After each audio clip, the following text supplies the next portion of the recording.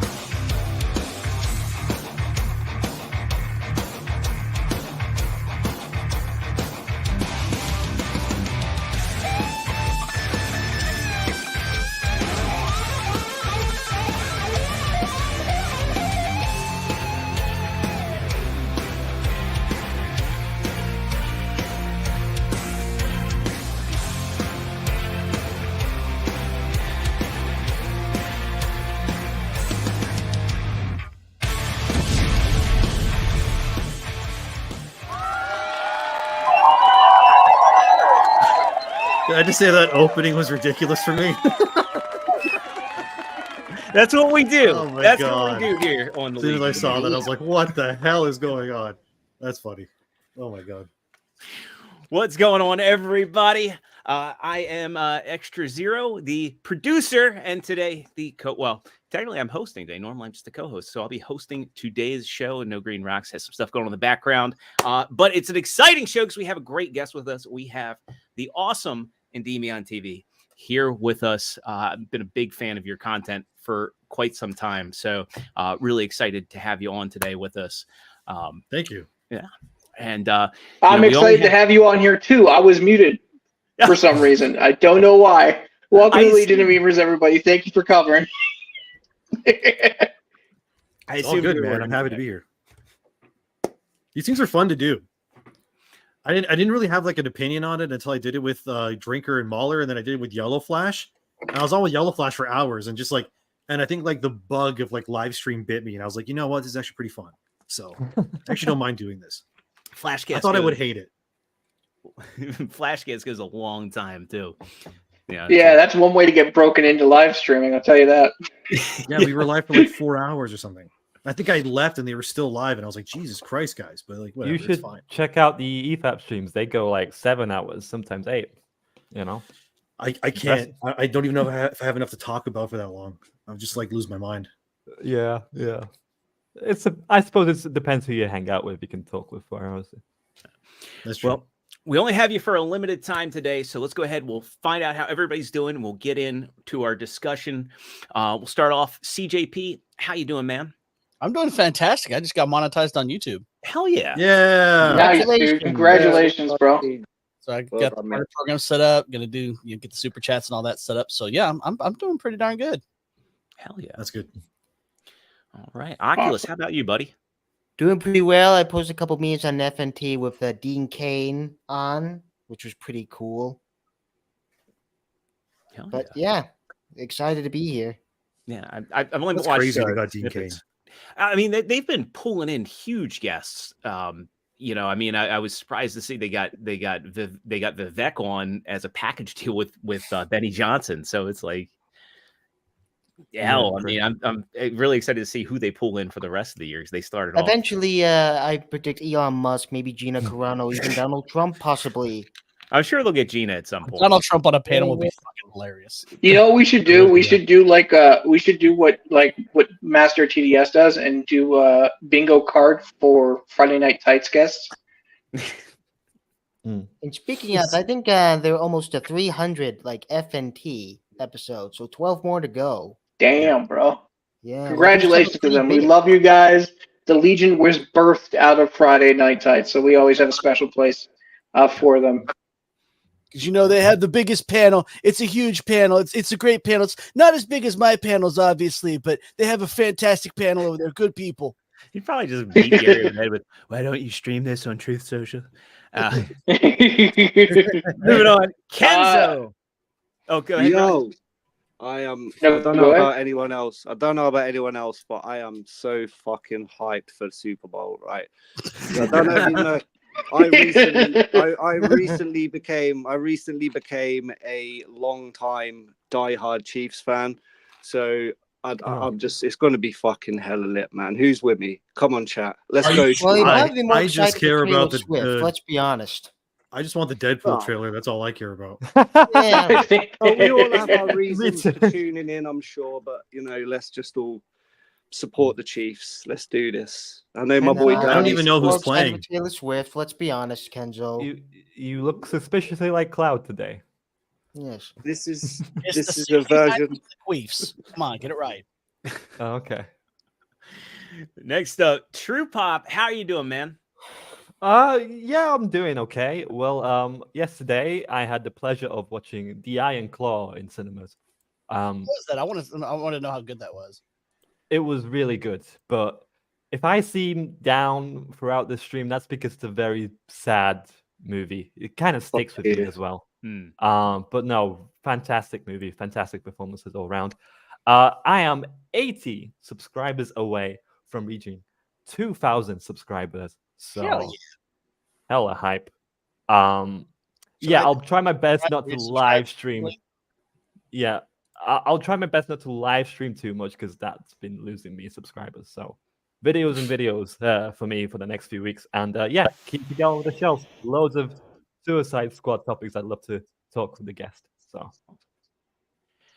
All right. Well, Soups, I see you're not on mute. How are you? Yes. doing, man? Yes, I'm good. I'm good. I've been working a lot because I am trying to make it to Vegas. When I say I'm going to move mountains to be there, I'm not kidding, man. I will work as much as I need to get my butt over What's there. happening in So, Vegas? the FNT meetup, April. What? You should come. Oh, yeah. I didn't even know. I mean, I don't want to sound weird, but I'm not invited. I don't know. I have no idea. Well, That's what I'm you don't telling need to be guys. invited. I don't If you're know a fan, anything. I don't know Oh. fucking anything. Okay, then you're in with the right people. We will introduce you to the world of the Fellowship so quick. You're gonna have so much fun. Don't worry, You have man. no idea. We'll I would- get you going. So it's in Vegas. Where? It's Millennium in Fountain Bar. Millennium Fountain Bar. I think it was April 10th. April 10th. I mean, like, you know what? I wouldn't actually mind. I was in Vegas last year. I went there for my girlfriend and I went to go see Trivium, Malevolence, and Beartooth in concert because they skipped Canada. I'm in Canada. So we had to fly over to see them. And then we went to like Gordon Ramsay's restaurant and whatever. So yeah, I mean, Well, like, Mr. Fancy Pants, I don't think I can go to Gordon Ramsay restaurant, but she paid for it. I didn't pay for it. She paid for it. I paid for what was the other guy? Guy Fury. If you ever go to his restaurant, it's amazing. He has these amazing nachos. They're so good. I do have one quick question about the Gordon Ramsay restaurant. Do they at least have on the menu an idiot sandwich? No, but they do have whenever you eat there, they give you a little like paper thing that's wrapped around, and then it has a quote from Gordon Ramsay written on it. We had like a 3-course meal thing. What the hell is it called? I don't remember. Some kind of filet mignon thing. There's a special name for it. I'm not fancy. She's the one that's Was he fancy. there? She figures these things out. Sorry? Was Gordon Ramsay there? No. But all the chefs are dressed in the blue and like red headbands and everything. So it looks like they're competing, but they're not. Obviously, they're working together. But like the service is amazing.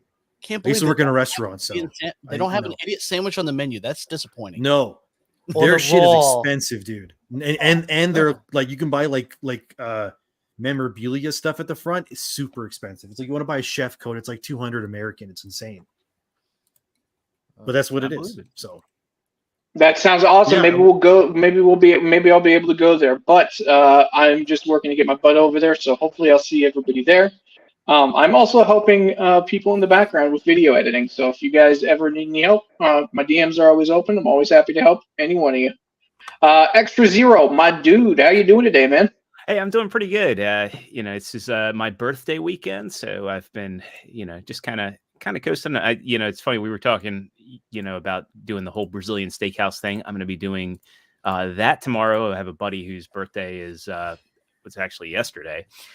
So we're doing that. And then my wife and I are taking off on Monday. So on my actual birthday, we're going to go, go do some fun stuff. Like we're going to go do Dave and Buster's on the weekend because, we always want to do that. And we don't like it being overrun with kids. So we're doing that. We're getting deep dish pizza. It's going to be pretty good.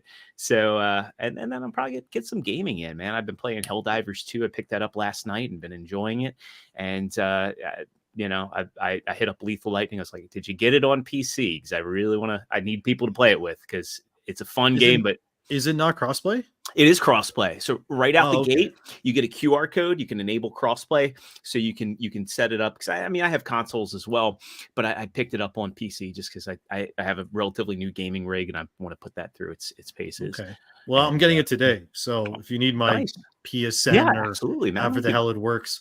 Yeah, I'll DM you my my Steam and my PlayStation because I don't know. No, here I'll type it into the little chat thing. Oh, sweet.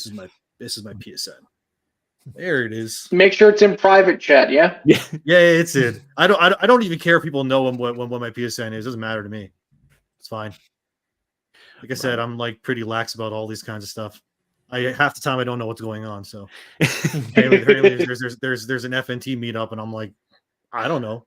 I'm extra zero on most of them. It's pretty easy to find me. But the fun part was when I made my Steam, I picked up Portal 2 on PlayStation 3 years ago. And a lot of people forgot Portal 2 actually came with the Steam copy if you bought the PlayStation version. So if you bought the physical PS3 version, you got it on Steam. So I set up my Steam name and it forced me to add PSN in front of it. So I've been PSN extra zero on there ever since. So my name's a joke too, so I understand. Right on. Well, speaking of your, yeah, go ahead. I was going to say, I was going to do that same segue because I'm curious with Endymion, is that a reference to Greek mythology or Prince Endymion from the Sailor Moon cartoon? It's both. And it's also, originally I heard it from a song by Sonata Arctica. They're like a power metal band. They have a song called My Celine. That's when I first heard it. I was like, I don't know, grade 4 maybe when I first heard that song. So that's when I first heard it. And then my sister and I growing up, we watched Sailor Moon and obviously Tuxedo Mask is Endymion. Right. And then, Greek mythology too. It's kind of a mix of everything. And it's just always been the name that I've used in like video games and like usernames. So when it came to like name my channel, I was like, oh, what should I name myself? And I was just like, well, it has to be Endymion. Can't be anything else. So I was like, oh, forget it. I'll be Endymion. So that's just like what it is. So yeah, there was really no other choice for me. It had to be that. Yeah, and now it is. So I can't change it now. So whatever. It's fine. Just like my PSN. My PSN's a joke. It's too late now. I'm not changing it. You gotta embrace my PSN is a biblical reference, so don't know if that was wise, but whatever. You stick with the name. If people want to look me up, I don't care. My PSN is Shoryuken with 2 Y's. Like it's like the dragon uppercut from Street Fighter. It was a joke name, right? I was like, oh, I'll just need a name because I thought you could change it. You can, and back then you couldn't change it. Now you can, but apparently it might like affect your trophies if you change it. So I'm not changing it. I forget about it. Well, at least you didn't choose a super long name like Superman if he wasn't scared of green rocks. Wow, what a long name. Yeah, so my name's, it's fine. I'll just leave it. I don't care. Hell yeah. All right. Well, before we get started, because I have a bunch of questions, I'm going to get into some topics. I want to talk about everything going on with Suicide Squad, Kill the Justice League, Stellar Blade. I have a few more things to touch on while we got you. Before we get into all that, just want to give a shout out to our channel affiliate, Coffee Brand Coffee. We are extremely grateful of Jeremy from the Quartering for giving us an affiliate link. If you want to get some delicious coffee and save a few bucks, we have an affiliate code, Hail the LOM. Without further ado, I'm going to go ahead and run our promo for Coffee Brand Coffee. Are you tired of the grind of everyday life? Are you fed up with not having any energy in the morning? Do you feel like your life is colored in gray? And does life, for some reason, play sad music everywhere you go? And does it also rain everywhere you go? Even though you don't live in England. Well, turn that frown upside down. The Legion of Memers is here to give you some chuckles, you dingus. And we're happy to bring you something to help give you that extra kick. to get you up in the morning. Introducing Coffee Brand Coffee. Fresh roasted with no gimmicks and plenty of flavors to choose from.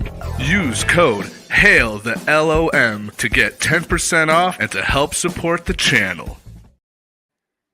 Right. Thank you, Jeremy. Thank you, Coffee Brand Coffee. Great products. I'm a big fan of that bourbon coffee. So if you haven't checked them out already and you want to help out the channel, it's a great way to do so. So yeah, let's go ahead and get into it. I really want to talk Suicide Squad Killed the Justice League first and foremost. I know you were at the center of an article that the Gamer put out.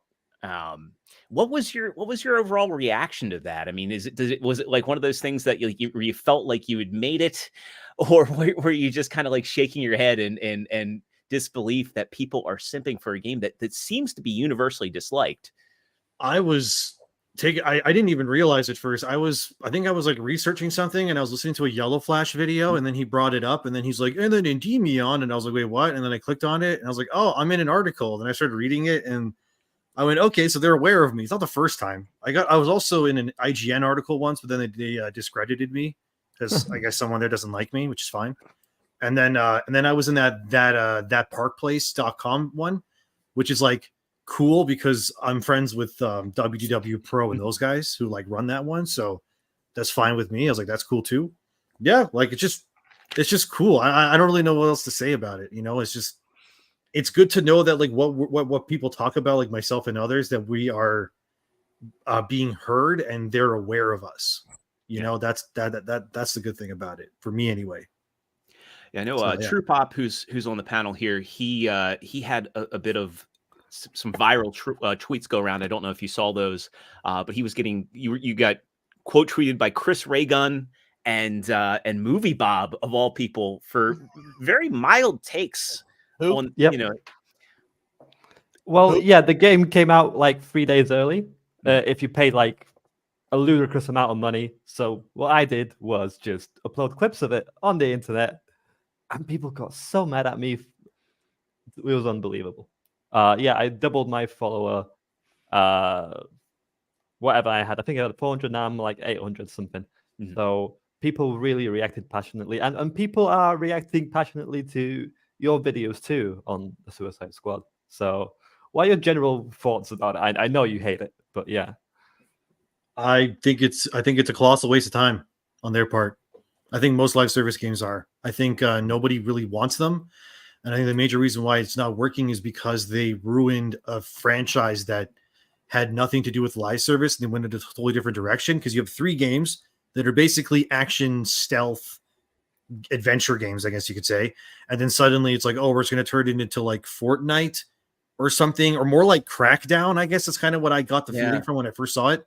It's kind of like we're just going to jumping around and shooting stuff, and then we're going to add battle passes. And I hate this new, I don't know if it's like a new trend, but like this whole thing of adding battle passes to games that are like technically still single player, but like they have multiplayer elements. I just think it's really annoying. Like how like Avengers had it. Like, no, it's just awful. Yeah, it's like they're trying to condition gamers to buy into free-to-play models in AAA and full price games. And it's interesting because 10 years ago, I think a lot of people were far more vocal about anti-consumer practices. I mean, even going back 15, 16 years ago, I mean, everybody remembers Horse Armor. It's still a meme where they were charging $5 for an in-game cosmetic in Oblivion, and people lost their minds, and rightfully so, over that sort of abusive monetization of content. So It's interesting now that it's almost like companies are conditioning gamers, and it's weird in the online space. I don't know if you've noticed this, but particularly with Bethesda and WB Games, there are a lot of accounts that get very defensive. And I'm a very big Mortal Kombat fan. And when I bought Mortal Kombat 1 day one, actually I got it early. And my criticisms and my mild criticisms of the game were met. And I'm a nobody on Twitter. I have 500 followers. I'm a nobody. And my mild criticisms were met with the most vitriol coming from people that weren't even in conversations I was having. I hated Mortal Kombat 1. That storyline was ass. Oh, yeah. I don't care who gets mad about that. It was terrible. I actually That's actually one of the only games last year where I beat the story, and then I immediately just took it out of my PS5, and I just deleted the game. I was like, I'm good. I don't want to play this. It's awful. I like Tekken 8 more, in my opinion. At least the storyline's fun in that game. But and then like in terms of with Spider-Man 2. Yeah, Spider-Man 2. Once I platinumed it, I was just like, "Hey, get out of my console. We're out." And like, I got my money back for that game. Luckily, thank God. Did not. Yeah, that is luckily. I did not. I think I bought it digitally, so I was screwed. I spent like 30 hours on it, and then I was like, "It's fine." I bought it, I played it, whatever, and then I just deleted it. Now they're like, "New Game Plus is coming." I don't care. It's fine.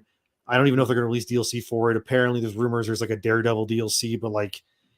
I don't really have much faith in Insomniac anymore because they fumbled the bag so badly with Spider-Man 2 story that like I'm not looking forward to a Spider-Man 3, which is insane because like in terms of how it plays, it's amazing. That's the thing is like so many of these games they play nice.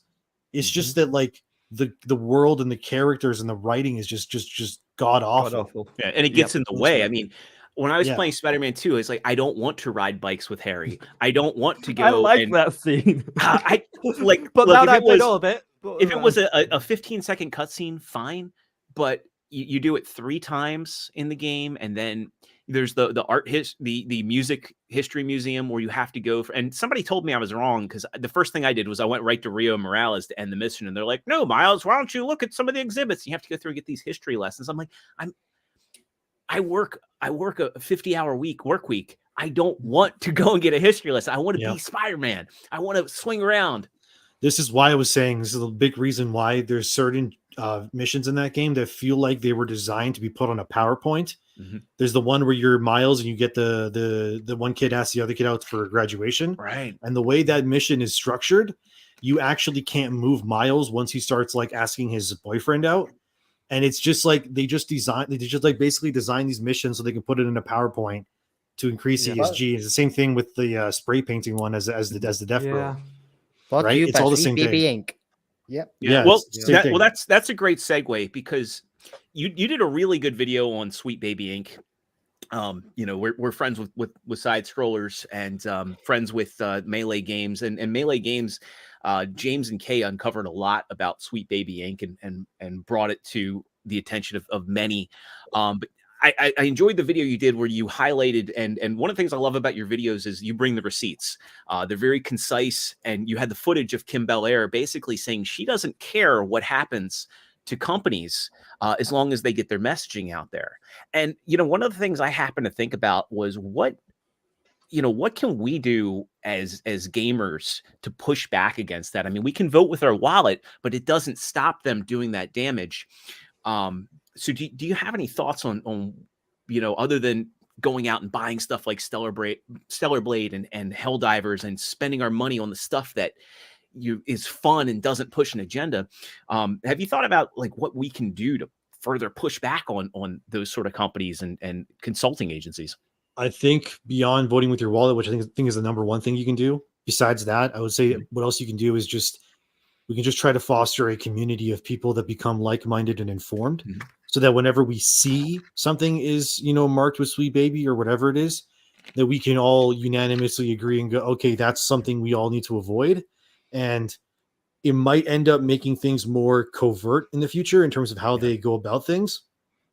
But I think that we have to keep them accountable. Otherwise things won't change, right? It's the same thing with like Marvel movies and stuff. Like things like the original version of Daredevil Born Again probably would have happened, but because the community is so vocal about how much we love Daredevil, that when Kevin Feige saw that version, probably he went like, oh, they're gonna cook us for this, right?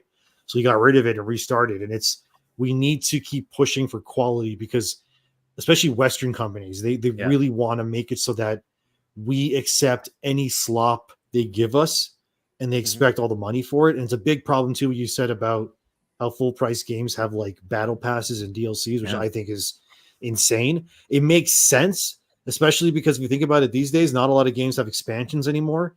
They just have cosmetics, because an expansion can like tank an entire studio if nobody buys it.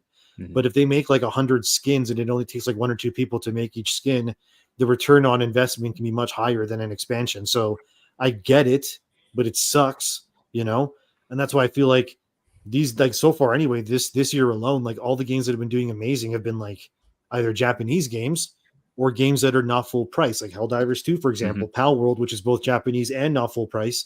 Same thing. I mean, we need more. I think what we need to do is just keep them accountable as much as we can and never let up. And hopefully they change. And then if they don't, we just basically bleed them dry until they cease to exist, until basically other companies will go like, oh, we could do something with Sweet Baby, but like if we do, we'll attract, that bad omen, I guess you could say. So maybe they won't do it.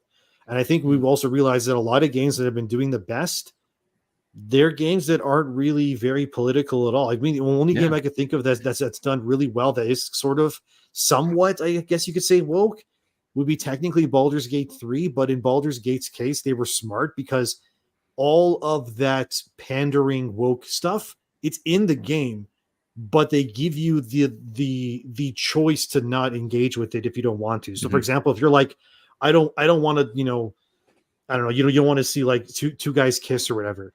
Like, you just don't have to make the decision that lets that happen, and then it's fine. But a lot of these games, like, exactly. Like, but see, with Mass Effect, like that's one of my favorite games of all time. I've 100%ed all the Mass Effect games. I love them, and Mass Effect, if you think about it by today's standards, like that would also technically be considered woke because, you have like diversity, women are all in power and whatever. But the difference there is that everyone's treated equally, right? Yeah. Like no one's brought down because of their gender. And that's a big problem with a lot of things these days. And that's why I'm really scared about Mass Effect 4. And I'm really worried about Dragon Age Dreadwolf. I'm like dreading that game is going to be like just a disaster. Well, I Mass love those Effect series. did have one thing I thought was interesting, and I'm curious how it would age, because you remember the matriarch? Yeah. Yeah, I mean that Liara's mom. Yeah. So I mean, granted, big titty alien woman. Yeah, I mean, granted, they were an had. entirely female race of aliens. But yeah, that was like the one little bit of gender commentary I thought that was there. I mean, it was like Mass Effect, for example, has a ton of this stuff. I remember Mass Effect 3, you had your basically like your secretary, trainer. She's a lesbian. You can't romance her if you're a male, but like just because she's like gay doesn't matter. It doesn't like define her character fully. It's just like, oh, I'm a lesbian shepherd. It's like, cool, let's get back to work. And like that's all it should be. You know what I mean? It shouldn't be like I'm lesbian, and every time we talk to her, she's like, "Did you know that I'm lesbian?" It's like, okay, we get it. Like, stop. We understand. Like, it doesn't have to be your entire identity. You know what I mean? So I think there's something to be said about organic representation being there, and I think that's what what Mass Effect 1, 2, and 3 is. Yeah. Right. And you have what's his face, Anderson. Anderson's like a black guy. He's super prominent. He's a captain, whatever. But so what if he's black? So what if he's right? Yeah, but if he was made today, like they would make it a point to be like every time you talk to him, it's like, hey, I'm a black guy. It's like, we get it. Doesn't make you worse or better than anyone. Like, we get it. Like, move on. Like, okay, you can be black. We don't care. But like, just be a good character. That's all anyone gives a shit about. And like I said, every game that's like done well, or even like one game of the year technically, think about it. Like Sekiro, no wokeness at all. Elden Ring, I hate that game so much. Oh no, Sekiro, really? I love those games. I couldn't make it past like the first level. There's like a boss at the door that I spent hours trying to beat. 2 years ago, I went through all the From Software games that I never 100%ed, and I managed to 100% every single Soulsborne game. So I have Demon Souls, Dark Souls 1 to 3, Elden Ring, Sekiro, Bloodborne. Like, they're all 100%ed on my PlayStation, and like I love those games and I think also those games kind of ruined a lot of games for me, because they like taught me that you don't need to have your hand held to tell a story. And too many Western games these days, like I'll segue this into Suicide Squad. With like Dark Souls and stuff, you learn a lot of the story through the environment and through notes and stuff. Suicide Squad feels like it's at a crossroads where it's like, we want to be a live service game where you play with your friends, but also we're going to throw cutscenes every 5 minutes. When you think about it, most live service games don't have a ton of cutscenes because live service players don't really care as much about storyline. Like, you look at someone who plays Fortnite, Apex, Destiny, whatever. Destiny has cutscenes, sure, but they're like 1% of the experience. Most, it's like 99% gameplay. If you're stopping the game constantly to tell a story in a live service game, you've already lost the plot. So it's no wonder Suicide Squad didn't work. Exactly. And it's like they thought of like it being a live service game first, and they're like, shit, oh, the other games had story. We gotta stitch a story somehow to this. So they kind of stretched it with like paper thin strings and stuff like that, and it's like loosely attached. Like I can see that its bones is just live service game and then story second. It's just like, no. It's the same thing with Gotham Knights. Gotham Knights, like that game doesn't work really technically because like why, like in my newest video I complained about Gotham Knights. I'm like, why does this game have RPG elements? Right. I played it when it came out and I'm like, so you're telling me that like my Red Hood has a level above his head? Like think about how immersion breaking that is. Like you have a guy like Red Hood. He's like 6'5", all muscle. All he does is work out, eat right. He has access to all the latest weaponry and gadgets in the world, right? He's completely fitted out, like just a complete badass. But he's not able to take out a criminal in front of him because a criminal has a 5 above his head and I have a 4. You know what I mean? Like it's just stupid. It just ruins the game. Like imagine playing Batman Arkham and Batman can't take out a random criminal in Arkham Asylum because his level's too high level. Yeah. It's like it's just complete nonsense. Like the dude's wearing a suit of armor. This guy's in like ropes. This stupid. And I hate this like forced RPG element. It's not just in like Suicide Squad. It's also in games like Far Cry and many others. Well, even Ragnarok. Not everything needs to be in our. Yeah. You know. Yeah. Even that's kind of weird too, right? It just feels like, I don't know. I'm really hoping Stellar Blade like has RPG elements, but like they don't go down the pathway of like a Suicide Squad or something where it becomes like damaged sponges, because then it gets boring. Yeah. True Pop, you want to share something here? Yeah, could you click on that second image? Yeah. So going back to the Suicide Squad story, it does really feel attached, and it feels like kind of like a cliffhanger-ish. It doesn't feel like a proper ending. And recently, internet autists have found this little message hidden in the Easter eggs. With counter and Endymion, you talked about this one today. Yep. Yeah. So it's he will return. Who's gonna return? What's this about? And I reckon that's definitely a sign of Batman returning and the Justice League returning. I think they know that the Justice League thing is just the terrible. That was in the leaks, right? The leaks of the game were saying allegedly that every single season you review, save, restore, whatever, one of the Justice League members. But then it's like at that point, why even make a game called Kill the Justice League if like what you're going with is obsolete in a year anyway, like storyline wise and everything, you know? Do you think they'll reboot everything? Because after everything, like the Suicide Squad will probably have like a new Batman, new Superman, new versions of these heroes.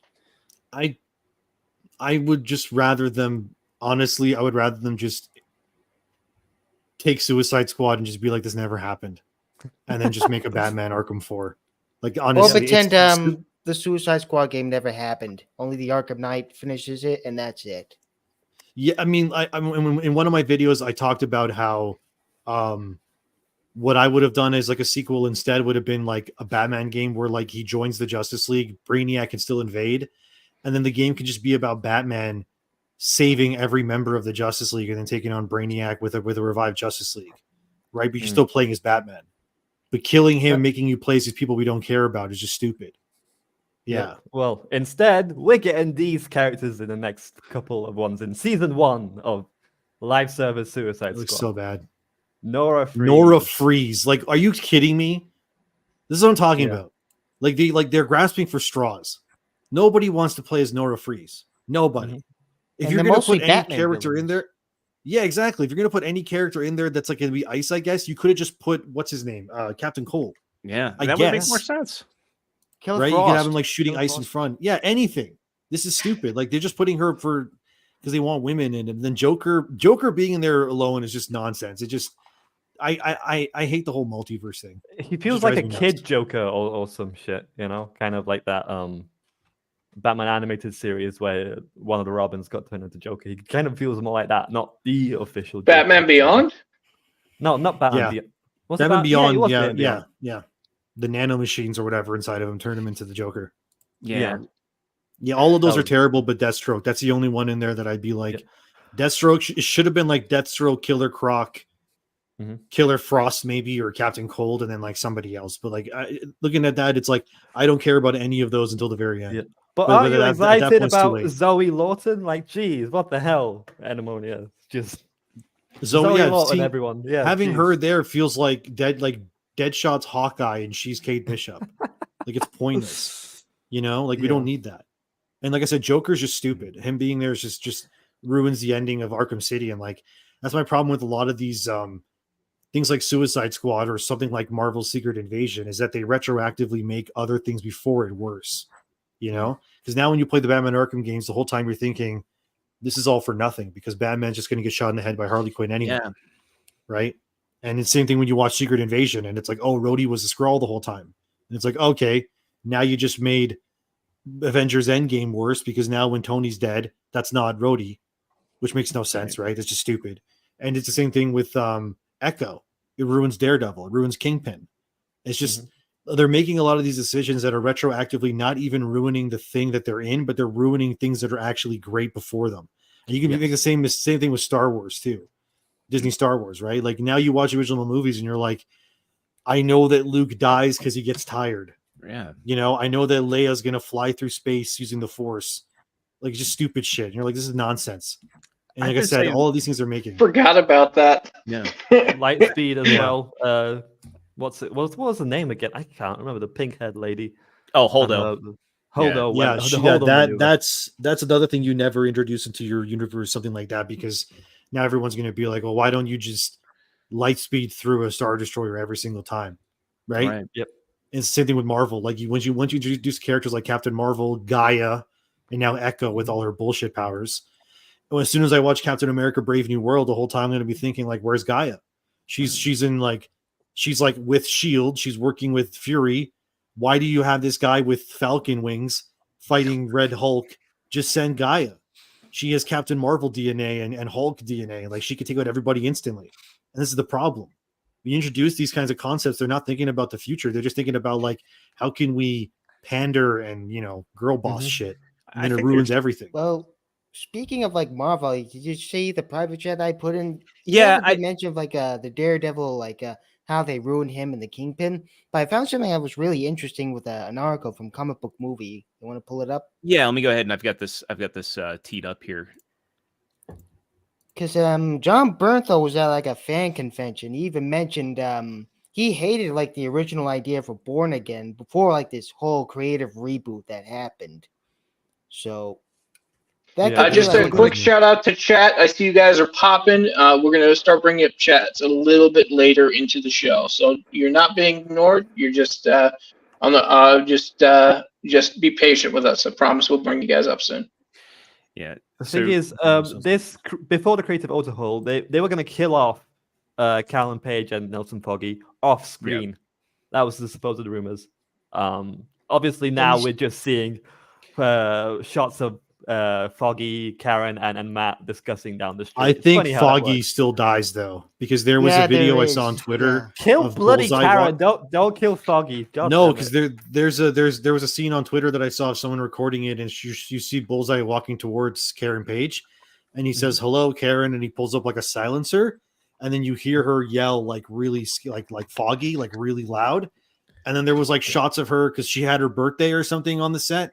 And it showed like the Deborah Ann Wool who plays Karen, and she has like blood all over her face, and she's eating cake. And I'm like, oh fuck, here we go. They're gonna kill Foggy, which I think is just nonsense. They shouldn't kill anybody. Like just don't kill any of them. There's no wonder he hated it because like the original Daredevil Born Again. I mean, I like her, but Daredevil Born Again. The reason why it sucked originally is because it was made by the CW people. So it was made like a season of Arrow or Flash, where like they just waste your time. I think season 3 was as bad as people say. Out of the 3 seasons, I don't think it was that bad at all. Especially with the slop that we've been getting today, I think there's some great work done with Bullseye overall and Kingpin. Blackmailing. I really don't like his outfit though. And then Daredevil Born Again. I really wish like if I could do anything, I would for his like Bullseye outfit. What I thought would have been way cooler, get him to wear the Daredevil suit that he wore in Daredevil season 3. But make it so that he spray paints it black, and then he tears off the horn, so he has like the broken horn parts, and then he could just spray paint the Bullseye logo on his head, and then he could be like a corrupted version of Daredevil, but he's still wearing the same suit, but it's black, so it looks very similar anyway. That would have been way cooler. But like the suit he's still wearing in the show is still from the comics. It just doesn't look, as cool. He's wearing like hopefully a it's a Mark 1 suit. That's the hope, right? But yeah, you never know. Well, because Daredevil had his. MCU though. The challenge is it's kind of like they've acknowledged that the source material is going out the window, and it's every time a new Marvel project's announced, longtime comic fans will speculate. I hope it's this, I hope it's that, but I feel like with the Marvel Cinematic Universe, everything's gone out the window, and the creative writing. Early on they had to adapt things. Like obviously Tony Stark, couldn't be injured in Vietnam and have it make sense, so they changed it to Afghanistan, and that's fine. And there was acknowledgement of the source material and respect for the source material, but now I feel like it's all out the window. And what I feel, and I've been saying this for a while, is that I feel like the writers don't understand the difference between being creative and being clever, and they think that subversion is a substitute for that. I mean, there was that video, you can probably find it on Twitter or YouTube or something, where someone made a supercut of all the writers of all the recent shows for Marvel. That was our favorite Perry Chan, one of the best editors in existence right now. Yeah, and he had a clip of like them all just admitting like, yeah, I was told not to read the comics. Yeah, and then it's just like, of course you didn't. And that's why everything sucks. And like when you look and you watch something that everybody loves, for example, like The Dark Knight, right? The Dark Knight, Christopher Nolan always said like he read the comics, like The Long Halloween is a big part of why that movie is what it is, right? Same thing with Batman Begins, which is my favorite Batman movie. That one's Batman Year One, right? Like he took inspiration from it. Yeah. And I don't understand this idea, especially like today's age of like, we're not going to honor the source material, and it's like that's all we want. Yeah. And that's what made the MCU kick off. That's what made it popular. When Iron Man came out, it was like, hey, we have a C-tier comic character, but they respected the source material enough, and the changes they made were sensible enough that it was able to satiate longtime fans and also bring in a new audience and get them to understand why the longtime fans liked the character. And I think that's something that's been forgotten. And another thing too is that I feel like a lot of if you look at the writing credentials for a lot of these Phase 4 and 5, the multiverse shit is a problem. Well, Rick and Morty, they've brought in. I haven't gotten a count, but I know that the writer for Quantumania was a Rick and Morty writer, and his credentials were Rick and Morty and the Oscars. Jeff Loveness, I think his name is. Yeah. And, no, it's not good. And I think like. And it's even with the directors. Like, I mean, you could say in the past they've brought in people that have maybe not been known for action movies. Like technically, like I would argue the best MCU movies, Winter Soldier, Civil War, Infinity War, and Endgame, they're all directed by the friggin' Russo brothers who did like Community and Arrested Development, right? But like, it doesn't seem like it's working as much anymore. Like I forgot what was her name, Nia DaCosta did the Marvels. And she was just completely out of her depth, and the movie was just awful. And then they bring in people like what's her name, Chloe Zhao, that did Eternals, and they just kept holding her back and not letting her have her own vision. And then, honestly, I felt like one of the better movies. Well, not great, but they let what's his name, Sam Raimi, do Doctor Strange, and like it may not have been like the best movie ever, but at least like you could tell that he directed it. Like you had those Sam Raimi like horror elements to it, right? And I would still say the story was absolutely terrible in Multiverse. No, it wasn't very good, but at least it felt somewhat unique. And I guess you could also say like, you want another success story? The Guardians movies. Guardians feels like a James Gunn movie, right? You watch a lot of these things nowadays, and it's like, this is why, like I think it said a few months ago that Marvel said we never had showrunners for our TV shows because they consider themselves to be the showrunners instead of like the actual people they hire. Like you're just there to like hold the camera, but Kevin Feige's the showrunner or whatever. And it's like, that doesn't work clearly because nothing's happening, right? So you need someone who actually knows what they're doing, and that's why Daredevil was so good, is because it was created from the ground up by Drew Goddard, right? And he's apparently on the short list to direct Spider-Man 4, which like thank God, because if he gets in there, he can bring Daredevil in, and then he can make it like hopefully a good movie, but like. There's just too much studio interference. Street level Spider-Man 4 is going to be Sony. I think it's going to be by Sony, not necessarily Marvel. It is. But I also wanted to mention that Michael Waldron, he wrote Multiverse of Madness. He wrote the first season of Loki, and he is going to write Avengers Secret Wars still. There were rumors of him leaving after Jeff Loveness kicked the door, but he's still attached to Secret Wars, so I'm incredibly worried because I think the whole multiverse, everything that they're doing with Secret Wars and everything, if they were smart, once Secret Wars ends, they just reboot everything. Because I don't really see them continuing down this path. And I think another thing that's ruined Marvel in the long run has been Disney Plus shows, because it's made everything sort of feel like homework now. Because like the Marvels didn't work because you had to watch 3 seasons of television before you watched it. Yeah. Whereas like prior to Endgame, you didn't have to know anything besides these like 2 other movies maybe that came out every year. Right. They felt more like now when you watch. Yeah, exactly. And like that's why like this year they only have one MCU movie, which is Deadpool, which I think will do well, but that's because like I hope anyway, we don't know. I mean, yeah, exactly. We hope anyway that it's not bad, but like the trailer's tomorrow, and I'm just praying that like that movie is more like the other 2 Deadpool movies and nothing like Disney-fied, you know? I doubt it'll be Disney-fied.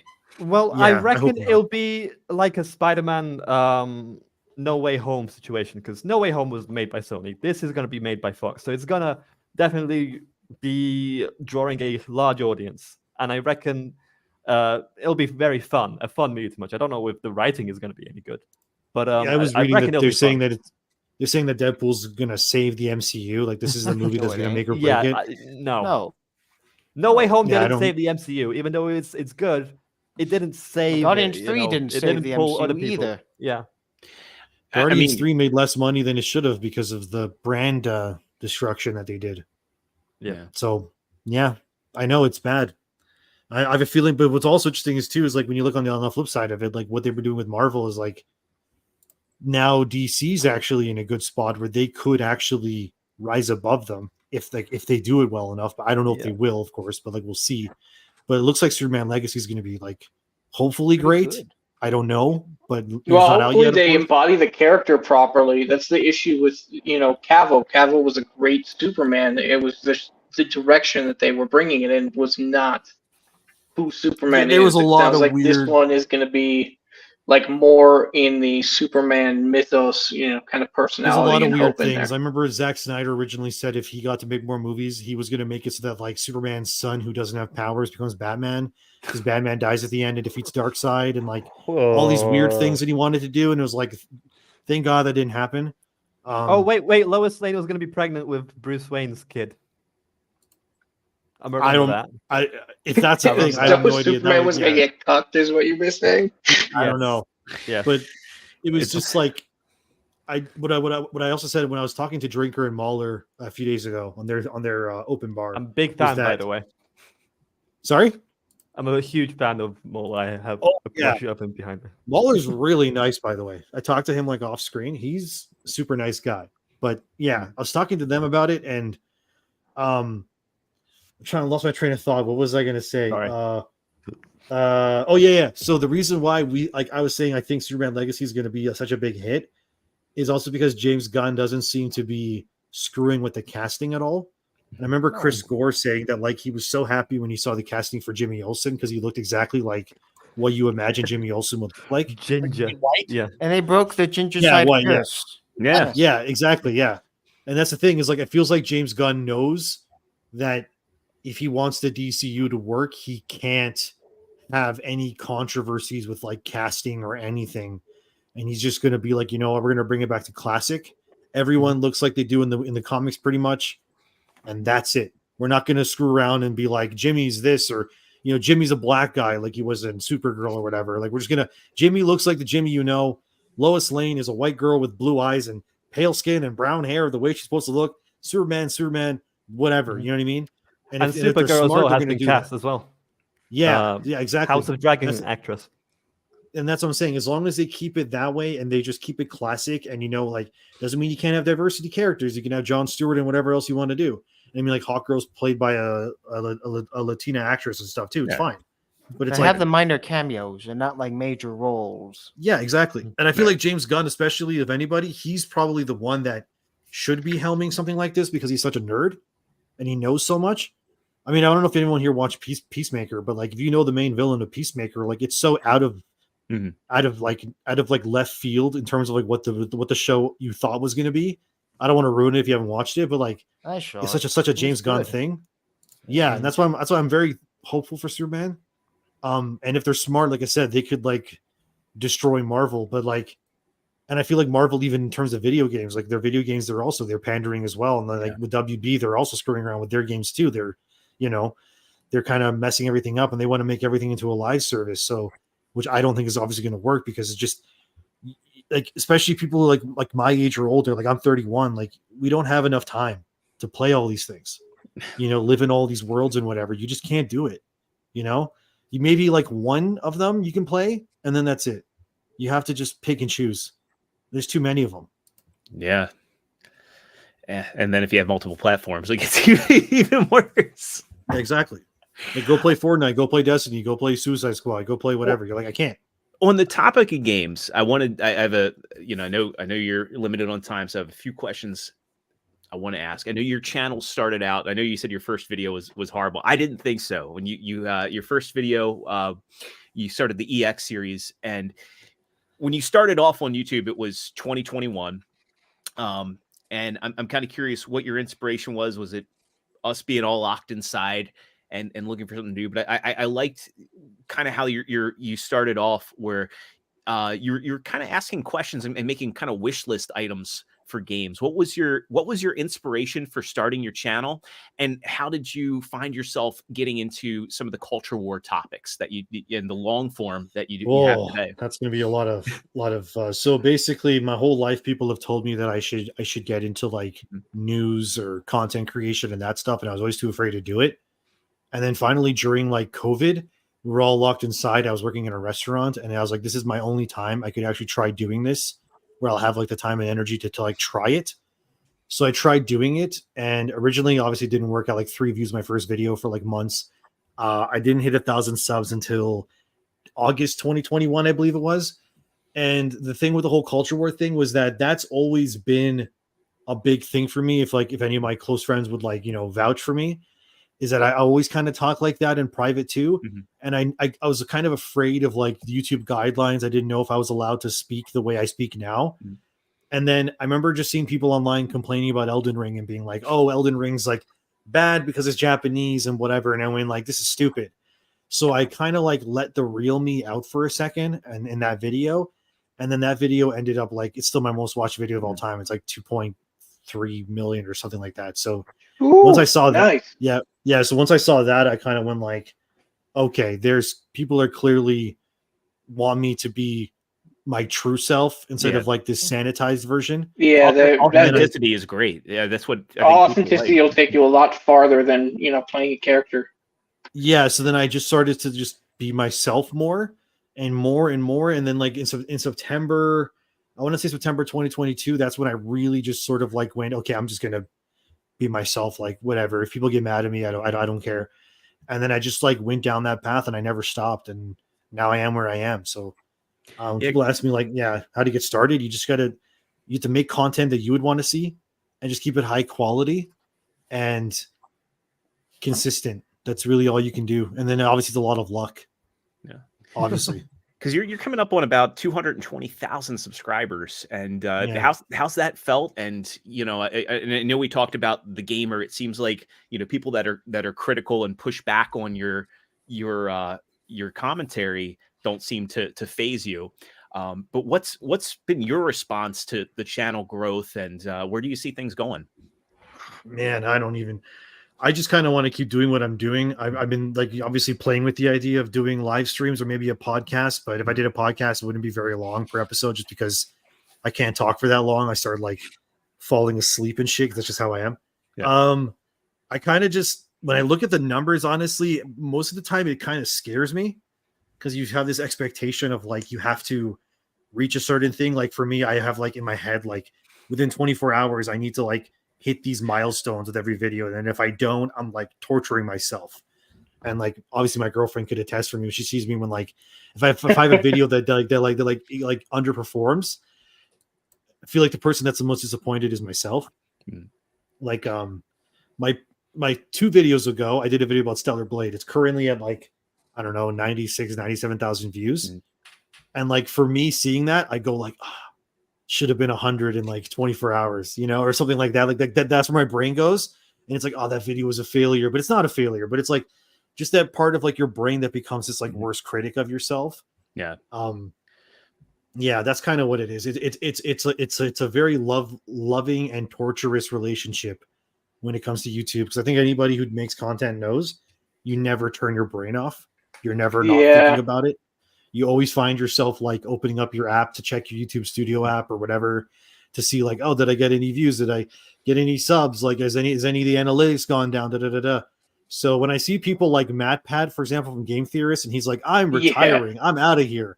I'm like, I understand. Like, I'm not there yet, of course, but I'm like, I understand why someone would eventually want to be like, I've done this long enough. It's time to like retire, because it's a lot of work. And like again, I'm a one-man show. Like, I don't have anything. It's just me. So if I don't want to make a video, I'm screwed. You put a lot of work into the edits that you do and bringing those receipts and putting the clips. I like the fact that when you're saying something in a video, you have a clip or an article to back it up. And when I watch you, I'm like, man, that has to take a while. How long? Because you're pretty quick at getting your news up, and you're doing it every day. I think is your upload schedule 5 or 7 days a week? It's every 2 days. At least. It's every 2 days. So the way it works for me usually is like, so today's like a rest day. Tomorrow I'm going to work again, make a video. Then that'll come out on Monday. And then when that comes out on Monday, that day I have a day off. Hopefully I go to the gym, whatever. If the video doesn't do well, surprise, I have to work again, I guess, make another video because I'm just insane. But if I was smart, I would not work and just wait till the next day, but I'm just not like that. So yeah. You just yeah. It's a lot of work. And in terms of like how long it takes me, videos on average from like editing to everything, from like writing to everything, I would say probably it takes me like, at best, it takes me like maybe 5 hours. At worst, it's like 8 hours. Because I've gotten it down pretty much to a science. Like I write all my scripts in my MacBook notes. Like all my videos are just in notes. I just write the whole script. And then I open up my voice memo app. I hit record, take my microphone, I talk into it. I close my door so there's not as much echo and stuff. And then I just start editing and I put, gameplay footage and everything. But it takes me usually about, like 5 hours maximum, hopefully. Yesterday was like 7 hours, but like, it's fine, whatever. So just real quick, I want to give a shout out to Blabs for agreeing with Camelot that we are all plebs. But let's. I wanted to bring up the thing we wanted to bring up for Camelot. Yeah, while we got him here. Just while we got him here. Big fan again, everybody, I apologize. I am streaming this through my phone, so Extra Zero is running the show right now. So I'll just be back real quick. Helldivers just got delivered in front of my door. I'm just gonna go pick it up. I'll be right back. No worries, my brother. So yeah, Camelot had a successful Indiegogo campaign for the Cyberfrog Heartsick Deluxe Plus race car. Let's go ahead and pull this up here. Very golden, very shiny. Yeah, raising over $58,000 with 762 backers. So, yeah, hell yeah, man.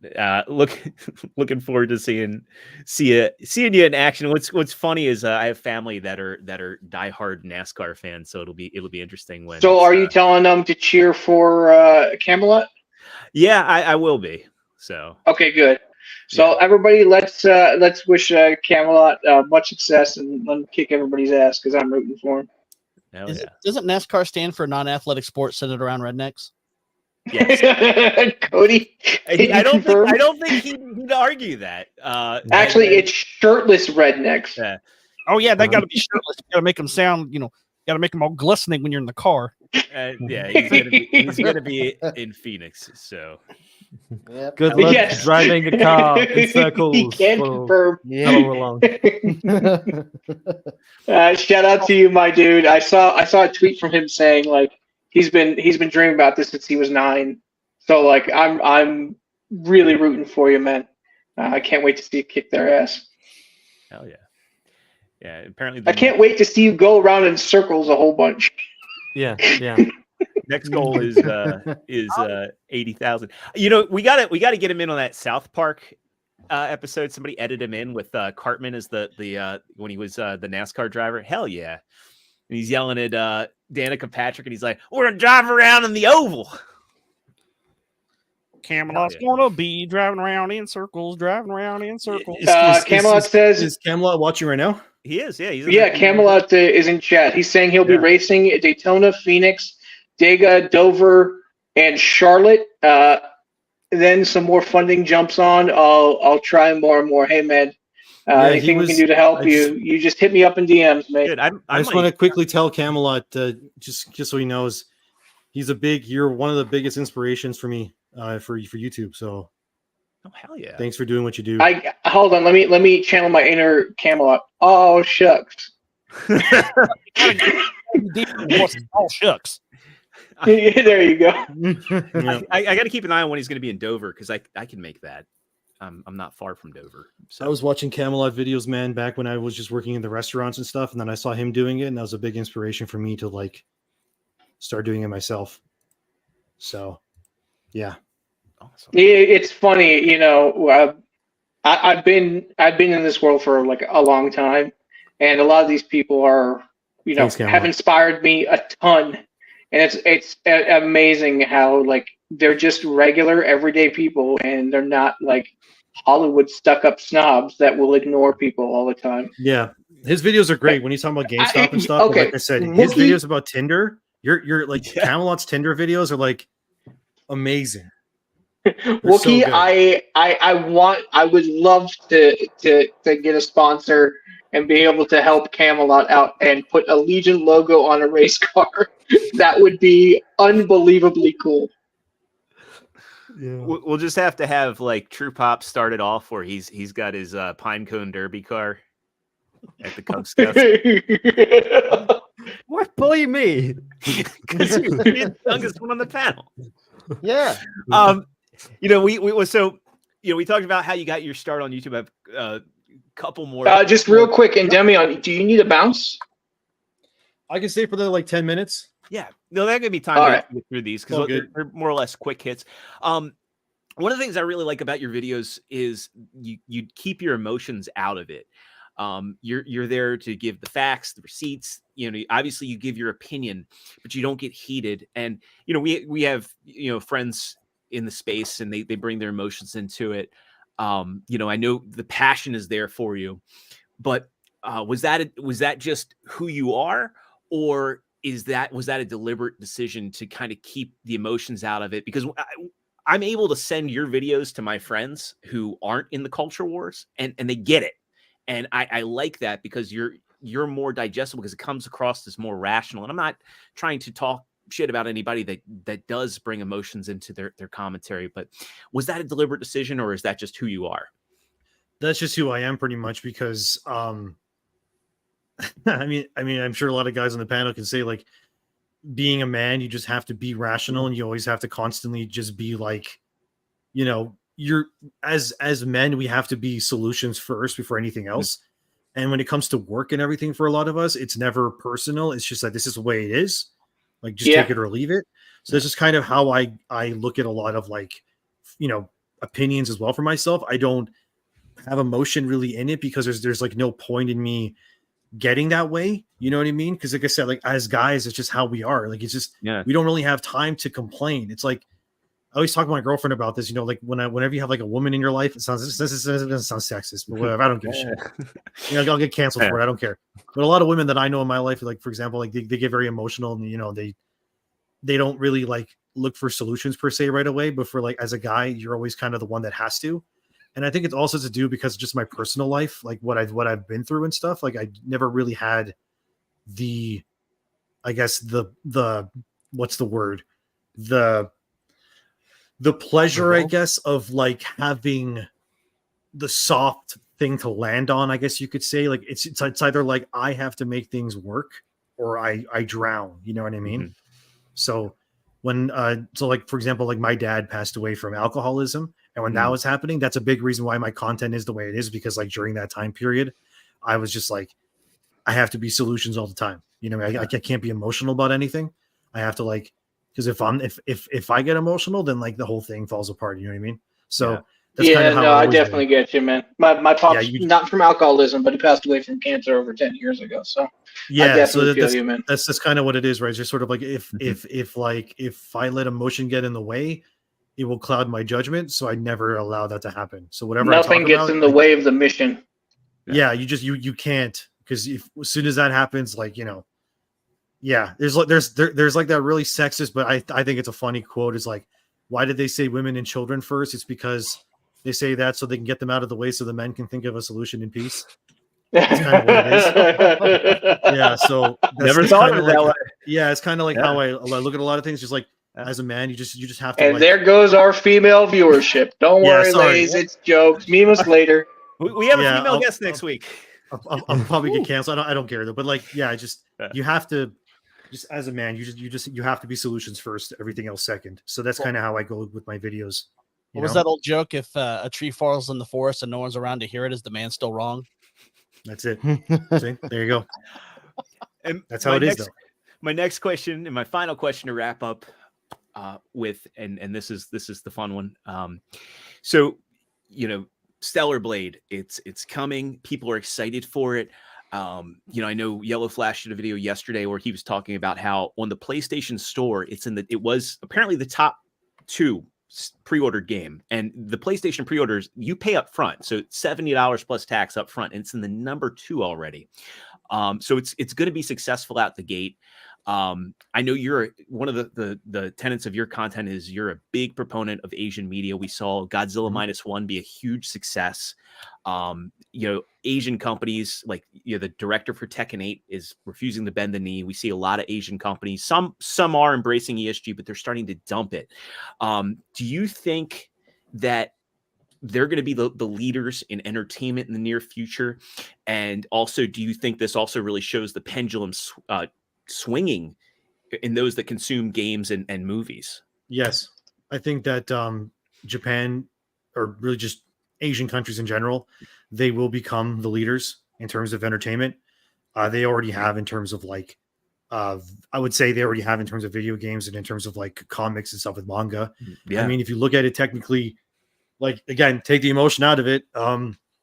Realistically, just Demon Slayer alone, that one anime or manga too, I guess, that one manga series, Demon Slayer, has outsold the entire American comic book industry. Just that one book. You take Spider-Man, Batman, whatever the hell, you combine every one of their sales into one. Demon Slayer sold more than all of them. Chainsaw Man was up there too. Yeah, and that's what I'm saying. You look at like Naruto and One Piece and whatever. They're just, the reason why is because I think with a lot of things that are changing with this new sensibility in terms of the market and everything, people are kind of just looking for the good old days, the traditional values of stuff. And I think that no one exemplifies that more than Asian made media in general, like in terms of video games too, movies as well. It's just, there's no real propaganda. You don't feel like you're being talked down to. Same with video games. Like when I play Grand Blue Fantasy, I play Tekken 8 or whatever. Like, I don't feel like anyone's talking down to me. Right. It's an escape. Yeah, I feel the same way when I play Final Fantasy 16 and people were getting mad on like thegamer.com or saying like, oh, this game's like way too white. And it's like, well, because you guys clearly didn't play the game if you think everyone's too white, because there's a reason why everyone looks the same, but you didn't beat the game. So that's why you don't know why everyone looks the same, because it's directly tied into like the main villain, I guess I can say without spoiling everything. But like, and they were saying how like, oh, like Final Fantasy 16 does slavery wrong. And it's like, well, like you need to have slavery be like white man bad, black man good or something, when slavery in 16 is like everyone looks the same, but everyone's slaves anyway. And I felt that's much more interesting because it became more of a class system than just like a skin color thing. But a lot of these things are lost on these people because they've been trained to only see color, gender, and that's it, right? And they lose the nuance. And I feel like with like Japanese media and stuff, like that's why it's so popular, is because they don't care who they offend and they just make things that are cool. And especially when you look at comic books and stuff, like name me like 10 characters that were made in like a Marvel or DC comics that are fan favorites that are new, compared to like name me 5 or 10 characters that Japanese creators have made in manga that are new in the last like week. You know, how much new ideas are coming out of them all the time, right? I think even Miles Morales is coming up on like being 15 years old at this point. Yeah, and like Miles too. Like I don't consider Miles Spider-Man personally, because whenever he's someone talks Miles about Morales. it, everyone calls him Miles Morales. Yeah. Even when you look at the toys and stuff, he's not called Spider-Man. He's called Miles. I think they're doing him a disservice by calling him Spider-Man. Honestly, he should be his own character. It's the same thing I think with like Falcon being Captain America. It just shows that like Marvel sees more value in the fact that of the name Captain America than having this like black superhero being his own personal identity. It's like, no, Captain America's more interesting, so you're not Falcon anymore. It's like, that's stupid to me. He should just be Falcon. I just, a lot of these things are creatively bankrupt, and a lot of it is filled with too much DEI diversity nonsense and is ruining everything. It's obviously not the end. We're going to keep seeing it, but I think as long as to me anyway, it feels like the culture is changing dramatically. You know, the fact of like you said, like Friday Night Tights can have freaking Dean Cain on there of all people. Like, come on, you know, or Vivek on there. They'll probably have Gina Carano at some point. Like the fact that like this cultural movement, whatever you want to call it, is like attracting big names and sponsors and whatever. And to the point where like when like Disney talks about the Marvel, they unironically say MCU, which is like from Nerd Rock. Right. You know what I mean? Yeah. That just shows you like the level of influence that like this culture war is having, that they can't ignore us. And then whenever they say like, oh, we'll just chase the modern audience, what I always say in my videos is that there is no modern audience. There's only the audience that's always been there, which is us. And you can't chase this audience that doesn't exist. And then what I also say is a lot of things that get made like that are for wokeness or whatever is usually pushed towards these people that like don't support things anyway. Right. So you're making things for nobody, you know? So there goes my dog's barking. There he goes. But anyway, yeah. So if you want to make stuff that for people that actually make some money, make it for the people that have always been there, that have been there for you thick and thin for the last, few decades. Yeah. You know? So if you're going to make something that tells me that if I'm a man, if I'm white, then I'm somehow bad just because of who I was born as, then I'm not going to support you. I don't care what it is, right? And that's why you got things like Suicide Squad failing, Spider-Man, in terms of the fallout of it, and so many other games and movies and everything. It's just we're tired of it. We're tired of being told that we're awful because of things we can't control, And if we need to find media somewhere else, we will. Like Eric July making the Ripperverse. Yeah, he just went okay. We will make our own at the end of the day. Exactly, make my own comics, and that makes them madder than anything else. Is that seeing other people, it's easy to say make your own, and then when they do, that's why it also pisses off the journalists about like people like us existing, because they had to go to school and work up the corporate ladder and do all these things that like IGN or whatever. You can't just have a talk show. You have to work there for 15 years or whatever, and then finally prove you can do it. Whereas for like me, I didn't go to school for multimedia or editing or anything.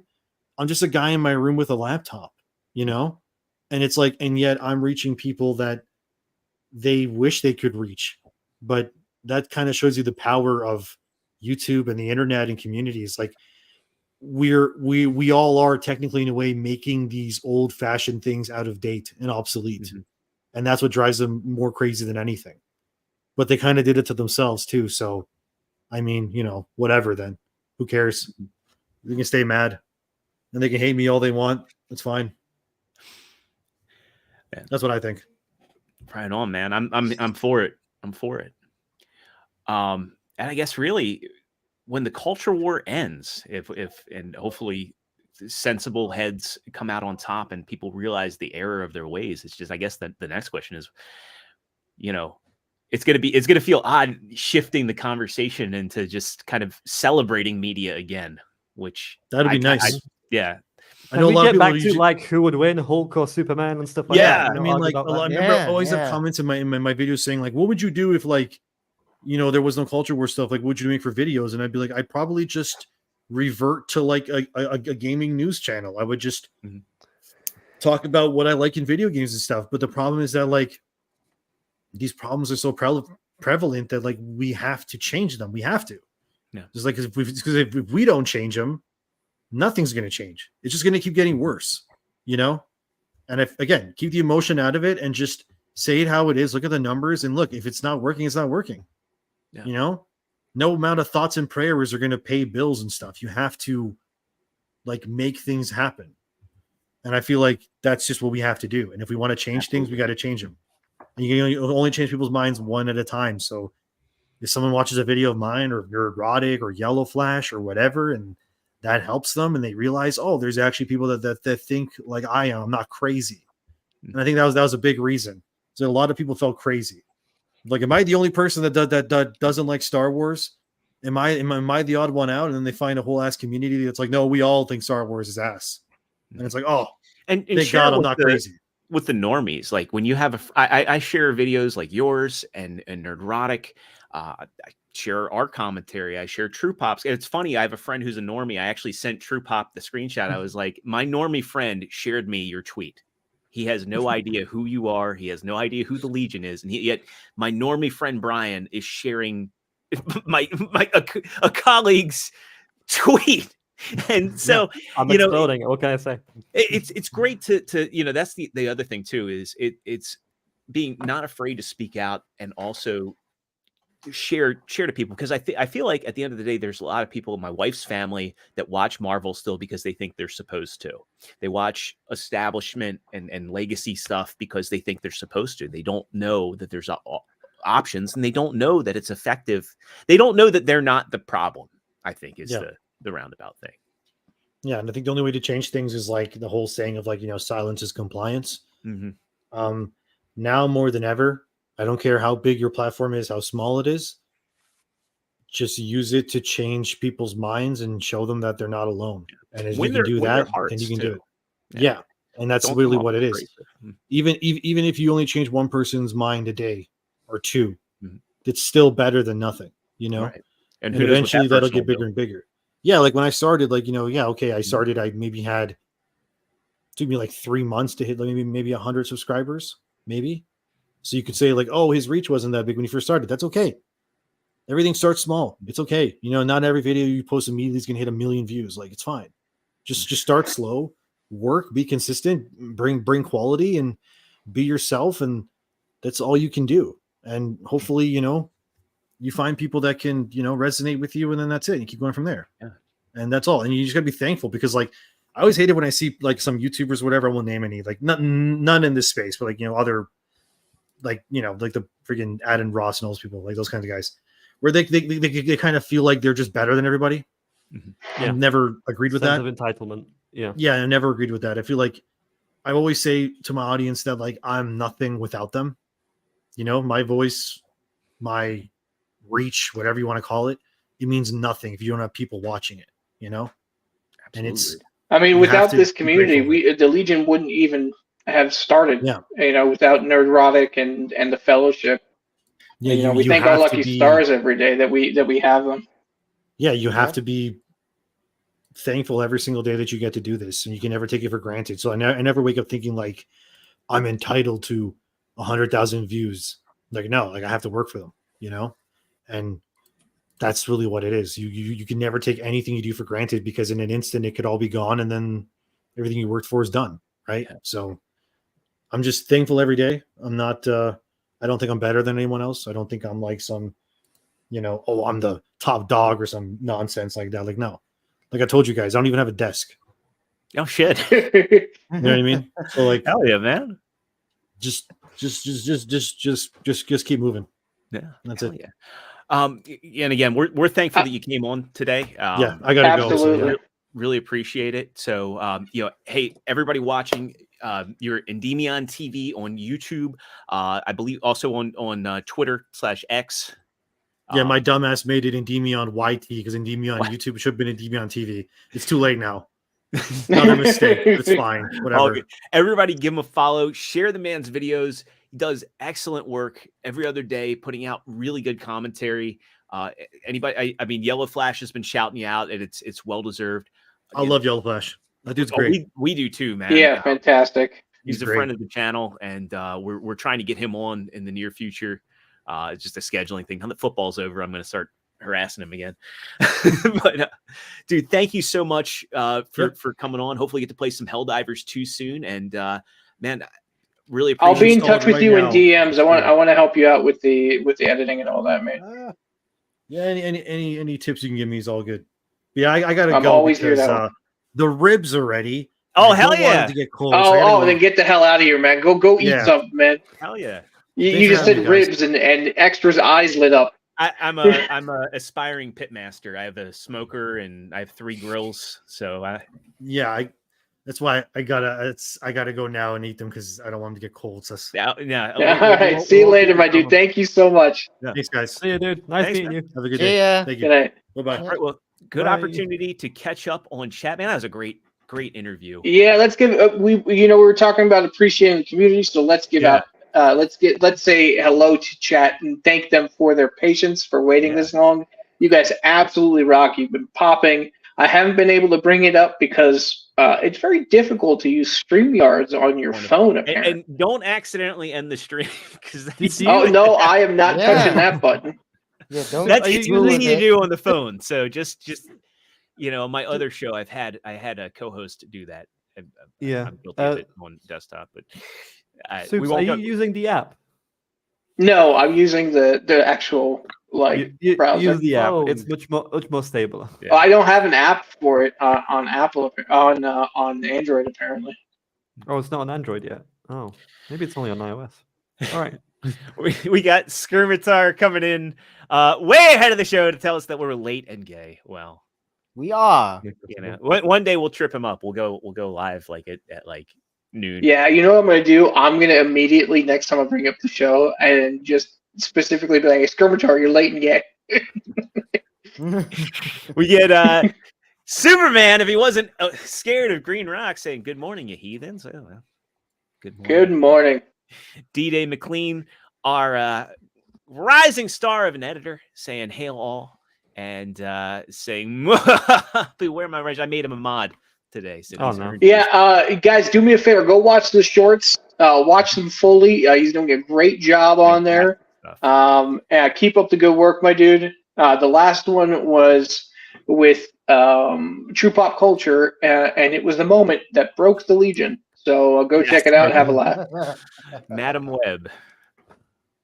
Never gonna live that down. No. That'll also I'm be not, the name I'm of not your- talking to you about it. That'll be ever. the name of your second Pinewood Derby car, is Madam Web. You'll get stuck on the track. Cellshade coming in saying FNT was a great show last night with Dean Cain, who is now the true Superman, fighting against the evils of pineapple on pizza. Again, he's the best Superman now. He's the best Superman. You fight me.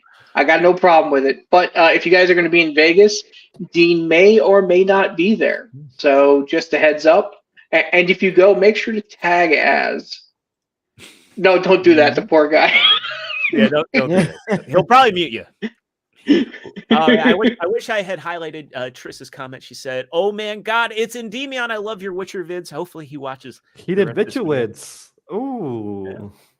He does a lot of content over on the channel. Really good commentary. Like I said, I've been a fan of his since probably that Elden Ring video got recommended to me, and I've been watching him ever since. We get True Pop doing his Obi-Wan Kenobi. Hello there. I always do that on streams when I arrive. Is like, just hello there. I don't know what else to say. I just introductory hello there. Get Wookie Be Bad saying, "All hail the Legion." We get Hail to you, my dude. Saying hail. We Hail. have Release the McCracken coming in with that LOM emote. We have Ken As a Tucker. member, you get those emotes. So if you guys want to drop those emotes, become members. Hell yeah. Help support the channel. Get Kenzo Yes. saying, hail the chat, you're all dogs. I didn't say anything for why he dropped off. I hope he's not having internet issues. It's probably internet issues. Probably mic problems. Yeah, He he said said that mic. my audience roar was repeating in his ears, and I'm like, Hmm. that was like 30 minutes prior. How's it still doing that? Nah. Yeah.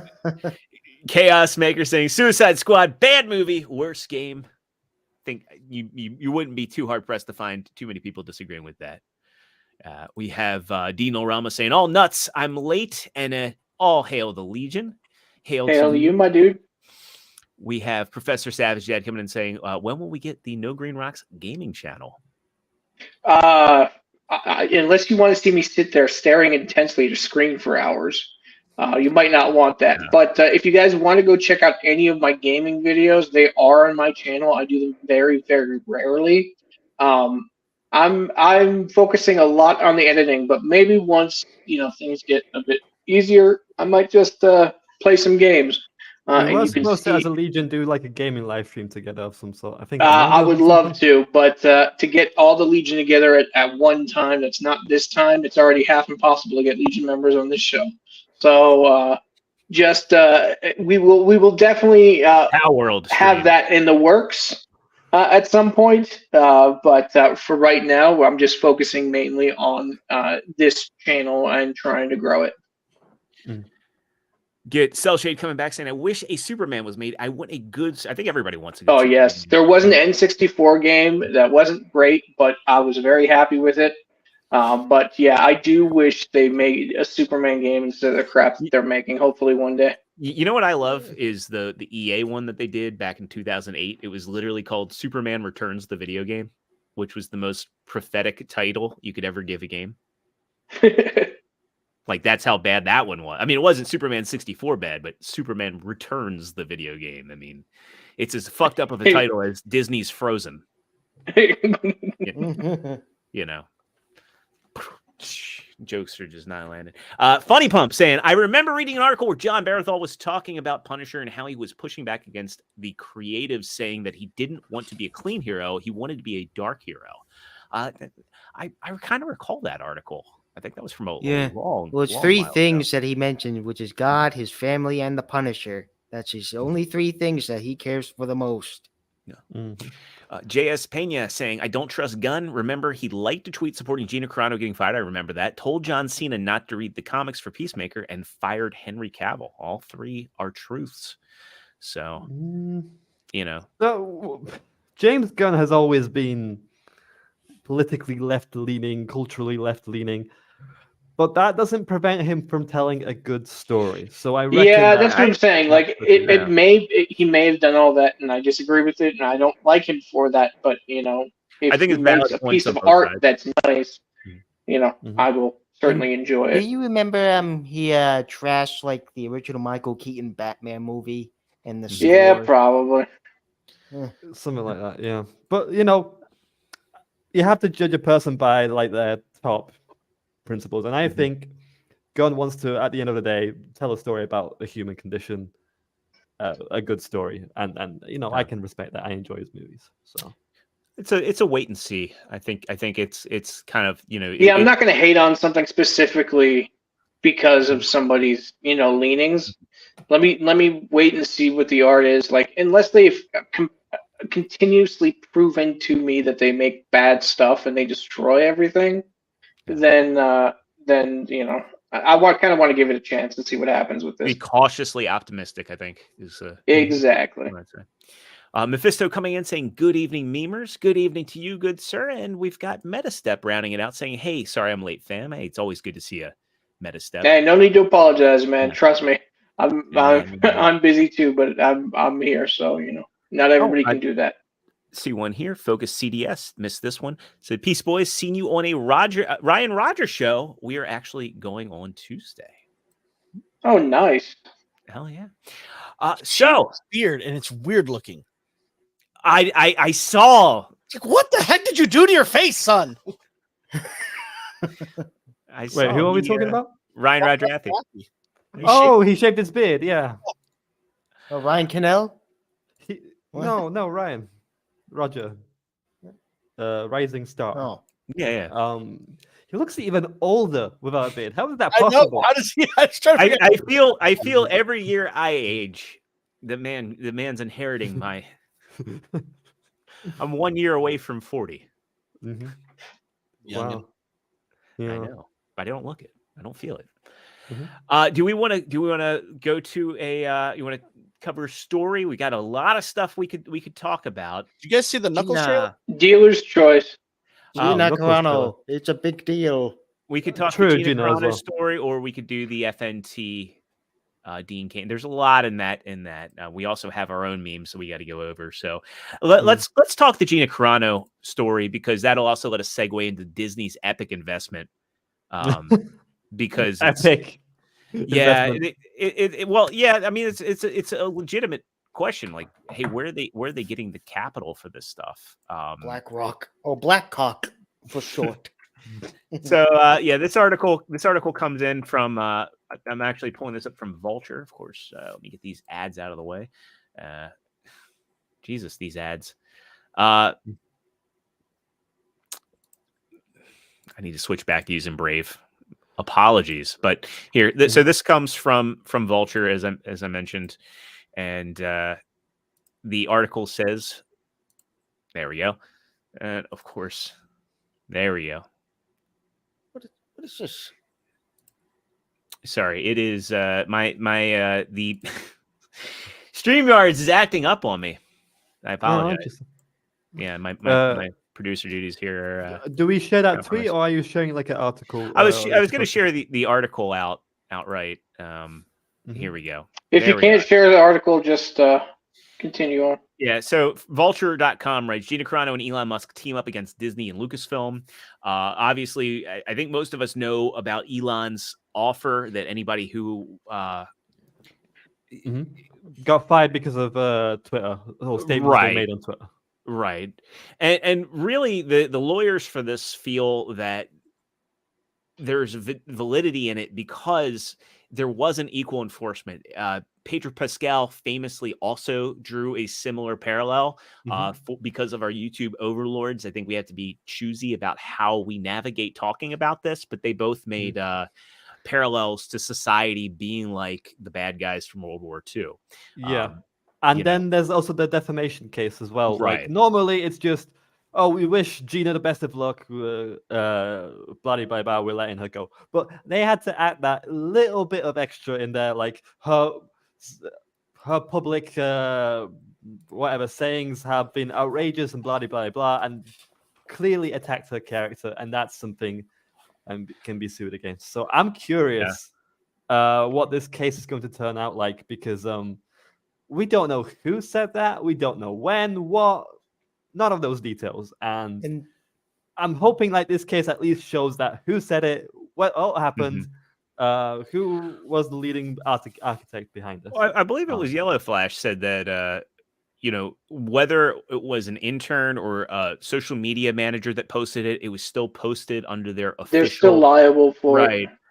And they I believe I'm in the background looking for the exact quote, but they outright said that her statement was bigoted. They said abhorrent, but I think that they also said they I mean they drew a firm line in the sand in what they said. And that was their mistake. It's gonna cost, and there's not going to be a settlement to this at all. She's not going to settle. Let's be honest. They're going to take. No, this to I the court. would destroy Disney for everything it's worth. Because let's be honest. Not only she probably lost out on a ton of job opportunities because of what they did. Yeah, well, mainstream job opportunities. Obviously, she got the gig with the Daily Wire. And she's been. I would say though, the amount of people that are trying to get her canceled from conventions. I know Dane from Actual Fandom was just caught calling conventions to get her removed. What a bitch move! Like, well, seriously. I mean that guy is, again, I don't want to cause drama with them, but that guy. Yeah, let's not invoke these bastards. Yeah, that guy is causing his own drama. I mean, when you record yourself calling a convention to have somebody removed and then you're posting it, I would say I think he's playing with fire. Regardless of her being a public figure, I mean, he's coming into his own, like the guy or not, he's got enough following. I think, he could be sued. You can't try and defame people for that sort of stuff. You can't try and deny them access when the convention's already booked them. I mean, yeah. Didn't one of the conventions get criticism for inviting Gina, and they just extended it by a day? I can't remember which one that was. I think it was one in Canada. I thought that was the Vancouver one. Vancouver one, yeah. Is that in Canada? Vancouver? Yes. Yes. I know my Canada cities. Not really. Yeah. It's part of your Commonwealth. You should know this. Now, what do you think of the emails regarding everything going on? Do you think it'll go to Discovery? It's it'll going to have happen? to. And Elon's lawyers have to have deep pockets. Well, Disney would have just let it get drawn out to the point where people can't afford to continue on with the lawsuit. So this way, since Elon has that money, Disney won't be able to pull that crap. Yeah. Yeah. Oh. One thing I really wanted to ask about this whole Gina case. You know, accounts like Culture Crave, discussing films, have reported on this case with a very, very salty manner. Like the salt is overflowing in those words of when they're reporting.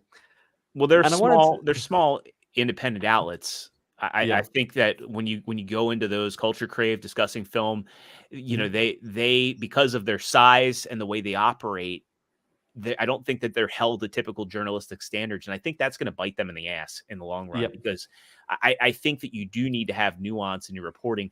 I did pull up a USA Today article.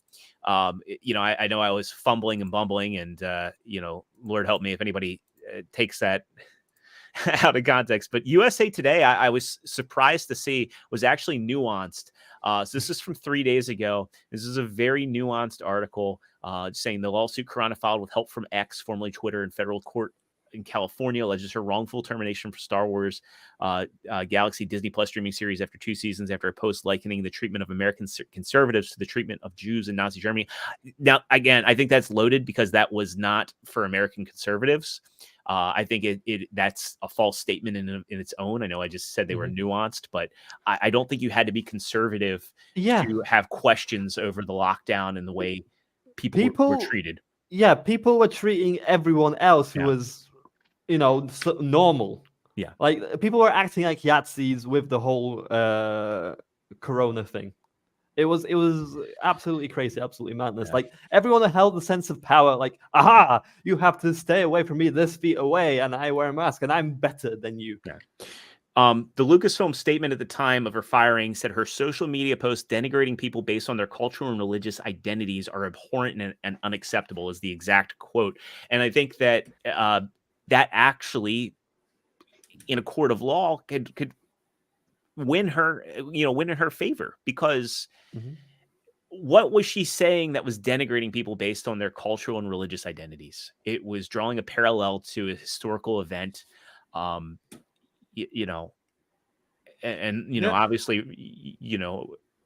she went for the most obvious one, but she could have used a myriad of other historical events where a lot of people take control by force. Essentially, that's what the whole for past 4 years has been. Is just, there's a little disease out there. Let's take complete control over everyone's heads. It's just crazy.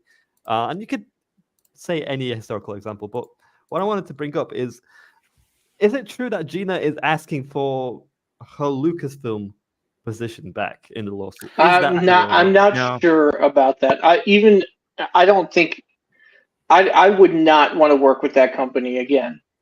That would not be a good thing to do, in my opinion. So that's what I've been saying, to discussing film accounts and blah blah blah blah, that this is factually incorrect. Gina is not asking for a role position back. But I did get this response of the lawyer document, and I don't know what to make of it. Maybe that it's the lawyers just adding a cherry on top, I suppose. I'm trying to find it now. There are a lot of lawyers within the fellowship that probably have dissected this already. I highly recommend, because I guarantee you they're probably labeled it. Did Nate cover it?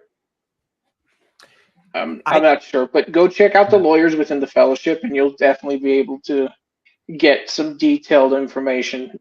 Unfortunately, I'm not a lawyer. So. I should reach out and find out if he'd be interested in coming on, because that would be a great follow-up conversation. Oh, for sure. Yeah, it's going to be interesting to see how this plays out. I think that's all that can be said. Did you guys see? I didn't put it in the doc, but there was a diagram that came out showing Disney's losses for the films they released in 2023. And did you guys see what the total losses added up to? Probably I do remember seeing maybe it. 13 billion. 1.5 billion is what they Yeah. lost, because their movies, they lost a lot on their movies. They only had 2 successes: Guardians of the Galaxy Volume 3, and there was another movie I hadn't heard of prior. I think it was a smaller movie. Wish. Was it Wish? No, Wish lost. Lost money. Haunted Wish Mansion. definitely lost money. Just wanted to share this zero for a second. Mm-hmm. So yeah, this is the statement from the lawyers, and this is just like an extra. I had a better version of it where it showed the full document, but this is number 1. Permanently and permanent injunctive relief requiring defendants to reinstate Carano to a prior position with no loss of pay or benefits. I think that's just salary, not position, but I could be wrong. It might just be everything that she would have gotten is going to be returned to her. I just can't imagine her wanting to go back to that cesspool that is Lucasfilm, where they wanted to parade her in front of 40 LGBT people in a Zoom call. So something doesn't add up here to me, And that's I wouldn't want to go into a struggle session either. I'd tell people to fuck off if they went and tried that with me. Pay me money. Well, if she wants to come back, the better option is leaking all the emails out in the public. Maybe a mass exodus on Lucasfilm, and that'll be it. Yeah, but it's interesting because well, the problem is they might not want this to go to Discovery, because if it was to go to Discovery, then everything is going to come out. So they might just try and settle, but I would say fuck that and just go scorched earth. No, they're going to go to Discovery no matter what. They'll try their best, but let's be honest, like Gina Carano wants everything out to the public, including Elon Musk. Yeah. I was about to say, have you guys heard about the rumors of Elon Musk supposedly buying out? Hebrew's probably being tongue-in-cheek about that, but that would be nice. I don't know. He's a wild card. I think they're probably posturing Perlmutter and Peltz. Yeah, and I think he's going to help them somehow. Probably. That'd be my bet. Because he's a wild card. Because when he's like putting emojis like this, like, and thinking of buying some companies and blah, blah, blah. I didn't think he was going to buy Twitter, and then look at us now. So he's definitely hard to predict, and Disney is in all sorts of trouble. So it'd be fascinating to see, I suppose. Elon Musk teaming up with Perlmutter to purchase Disney. That'd be crazy. So there were more movies, but Forbes is writing that specifically 4 of their flops cost them over $1 billion. So you forgot the Marvels. That was the Marvels of the year. Yeah, the Marvels, and there were a couple other movies that were peppered in there, like Haunted Mansion's not included on this. Elemental. And I believe there was another one. But also those re-releases that they did that were on Disney Plus, like Soul and those other Pixar ones that just did nothing. But guys, Moana 2 will save the day, right? That was originally supposed to be a Disney Plus series too. That just tells me that it's going to be absolutely shit. It's just like all the Disney Plus shows have been terrible. Does anyone remember that Atlantis sequel that was actually like a series that made up to like a movie? Atlantis 2? Yes. Oh yeah, it was like an episodic thing, but it was a movie. Well, they all made up to this one movie. Isn't it so weird that we're getting a Moana 2 and a live action of the first Moana so bloody close together? It's ridiculous. No, I heard a rumor it might push, like the live action might push back a little longer. It's called being creatively bankrupt. Yes. And speaking of which, I guess our last story here, also with Disney. I'm not a fan of Fortnite. I know a lot of the G&G guys are. I don't hate Fortnite for any reason. It's not my cup of tea when it comes to gaming. But Disney has invested $1.5 billion to acquire an equity stake in Epic Games alongside a multi-year project. They basically want Epic to help them collaborate on all new games and entertainment universes that will further expand the reach of Disney stories and experiences. You know who could have done that? Who's that? LucasArts. Yeah. And that's the crazy things. They shut down a beloved studio when they acquired Lucasfilm. And here they are trying to cater to Epic Games. I have reservations about this, and a big reservation is what is this? PC gaming is growing. I think PC gaming is taking off pretty quickly. EGS, Epic Game Store, is not popular. It's hemorrhaging money on its own. So for Epic, this is probably a win because they've been losing money on Epic Game Store, and they're literally giving away games and AAA games to get people to download. I've games got the first platform. Ghost Runner on it. I've been wanting to play it, but I can't play keyboard and mouse for shit. But don't you have don't you have a PlayStation controller? With controller, it seems even worse. Kind of like I've been wanting to live stream it. They're less sensitive for sure.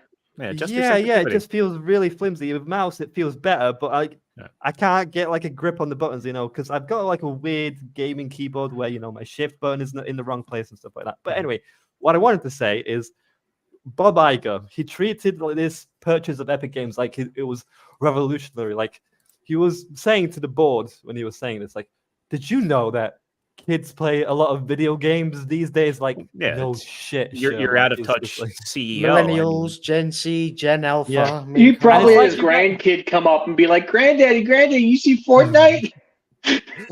And he treats it like such a revolutionary act. Like you guys said, he had LucasArts. All right? That company could have made incredible games. Billions of dollars. And he just treats this purchase like it's a revolutionary act. They will say, no, it won't. He's a perfect salesman. He's the weatherman. Peaceful clouds around the sky. Everything is dandy. La la la la la. Bob Iger is exactly that. All these big announcements are just like all the media sucking Disney's cock. That's it. This is all a big understanding to them. You know who's not creatively bankrupt though? Our favorite memers. We're segueing right into that. Yes. All right. Well, let me go ahead. We'll get us teed up here, and we can't have a meme break without. All right. So, thanks to everybody who submitted memes in the thread today. You guys rock. We got some good stuff in here. I already had D-Day McLean tell me there's not copyright on his videos, so I'm looking forward to checking those out. And just a heads up, everybody, once I'm able to get to a computer, everything will be reshared and retweeted. So if it hasn't been reshared and retweeted by the Legion yet, don't worry, I'll get on it. So I think we now know why Kenzo had to dip out. He's ready for Sunday. He's ready for the big game. I was wondering why he likes American football now. Like, geez, what happened to proper football, Kenzo? Proper football. He's hanging out with this girl. I think I figured out who Taylor Swift reminds me of. Yeah. Who's that? She looks like the face on those old inflatable blow-up dolls from Someone meme that. Be careful with your Taylor Swift memes, guys. You don't want to get I'm gonna assign it to Triss. She can navigate it. She's also got the woman card. Here we go. Speaking of Triss, and none of us got the invite to True Pop's wedding. Yeah. How dare you, True Pop? I thought we were friends. I did. I've responded to several of the tweets. She's been on fire with memes. So yeah. Stuck perpetually in a Madam Web movie. That just sounds like a nightmare. Jeez.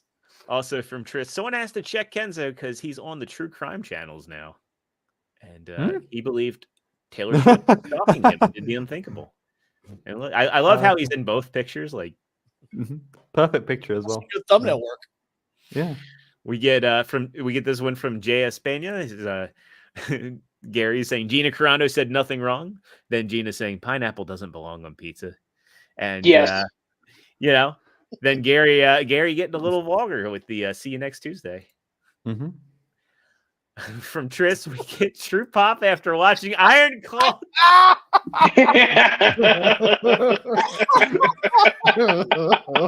Triss. Oh, you beast. Watching Iron Claw. Strong. It's not something that makes you feel strong per se. Well, okay, maybe seeing Zac Efron. All right, makes me want to go to the gym. What was But, X-Pac like? What? You won't get that reference. Zero. I- Come on. He's too young for that. X-Cock? What? X-Pac. I have no idea what that is. But Does yeah, no, Triple H it's still call? I know of Triple H. Okay. Oh, these are wrestling. Yeah, that's Okay. China. Okay. She also played She-Hulk once. You can Google Really? that. Oh, okay. It's not on Yeah. stream. Yeah, just don't Google on stream. Here we go. Also from Tris. When Devil has a better ass than me. I work in a brothel. Moms pay me to deflower their clothes. I think this was on Full Aussie this morning. Wait a minute. This was the Jennifer Lawrence movie. What was it called? No Hard Feelings. Yes. All right, that's where they got the idea from. Wow, I didn't know Devil was based on it. So this is based on a true convo with Sippy Senpai. Let's see, is there audio to this one? There's a town where they allegedly do human sacrifices. Sometimes human sacrifices just happen. Dun, dun, dun. Here we go. This from D-Day. Let's rewind this. Let's check out what he shared with us. This apparently has music from Paul Hadouken.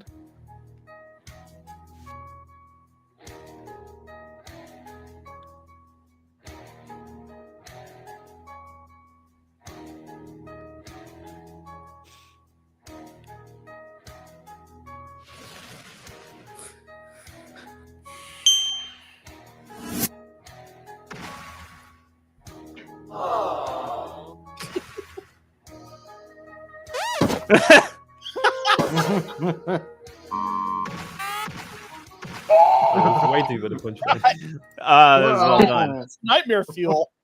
Ryan Kendall's probably going to bookmark that. You're going to hear him in the background just. There we go. Also from DA, we get out of context phrases. Oh, yes.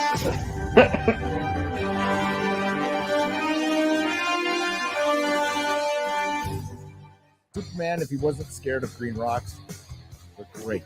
Legion of Memur. Humor is a sign of intelligence. Careful, guys. You're going to give the Legion of Memurs a big head, and that helmet is big enough already. It is, but we like your big head. We like your big head.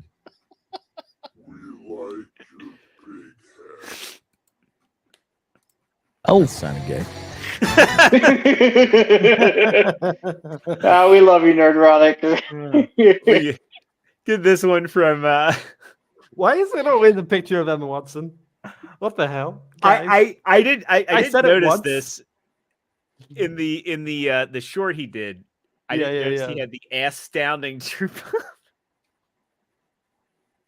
Hey, and just so everybody knows, there is a short out on our channel with this on there. Go watch it. It's only a minute.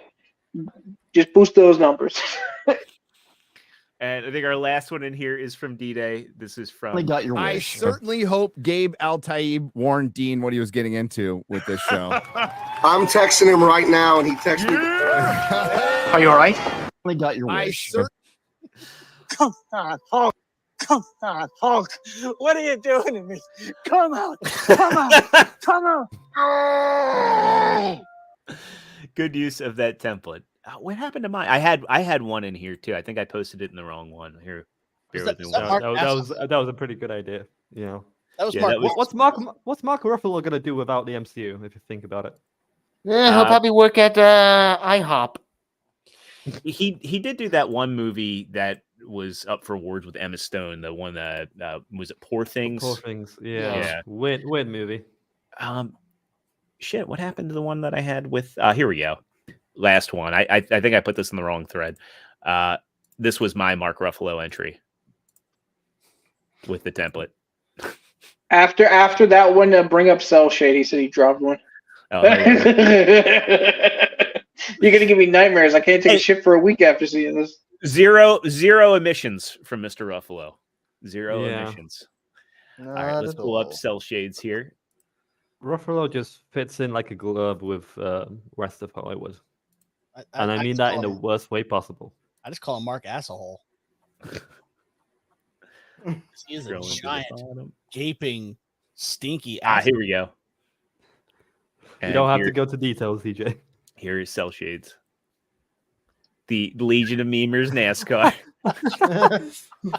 Can you make that full screen, please? Yeah. Wait, why is that not coming up? Oh, that is full screen. Okay. That's the amount if we ever get any sponsors. That's the amount of car that we'll be able to get. Guys, I reckon that car will go 1.5 laps. Good 1.5 laps. You know? It all depends on how good your your race crew is. Mm-hmm. You know, all you need is the engine and a good handling, so you can turn. You don't need the brakes, really. They're not really important. You just need to drive a car around in circles. It should be good. Yeah, we didn't get enough memberships. We could only get 3 tires for the pit crew. Oh, has anyone watched Top Gear here, where Jeremy Clarkson rode like a car driver? And first turn he tipped over. Oh, that was we get on the same track as Cam, and he's like, shake and bake, baby, shake and bake, and we're going like 30 miles an hour as he's hitting 140. Camelot is literally running right next to us and beating us. Yeah, you just got to get he laps us like 3 times. You got to take it out on your left. Gear. On your left. It's an automatic. You got to push that little pedal on the right. It's called accelerate. If you push your foot down, it goes a little faster. Turn off the e-brake.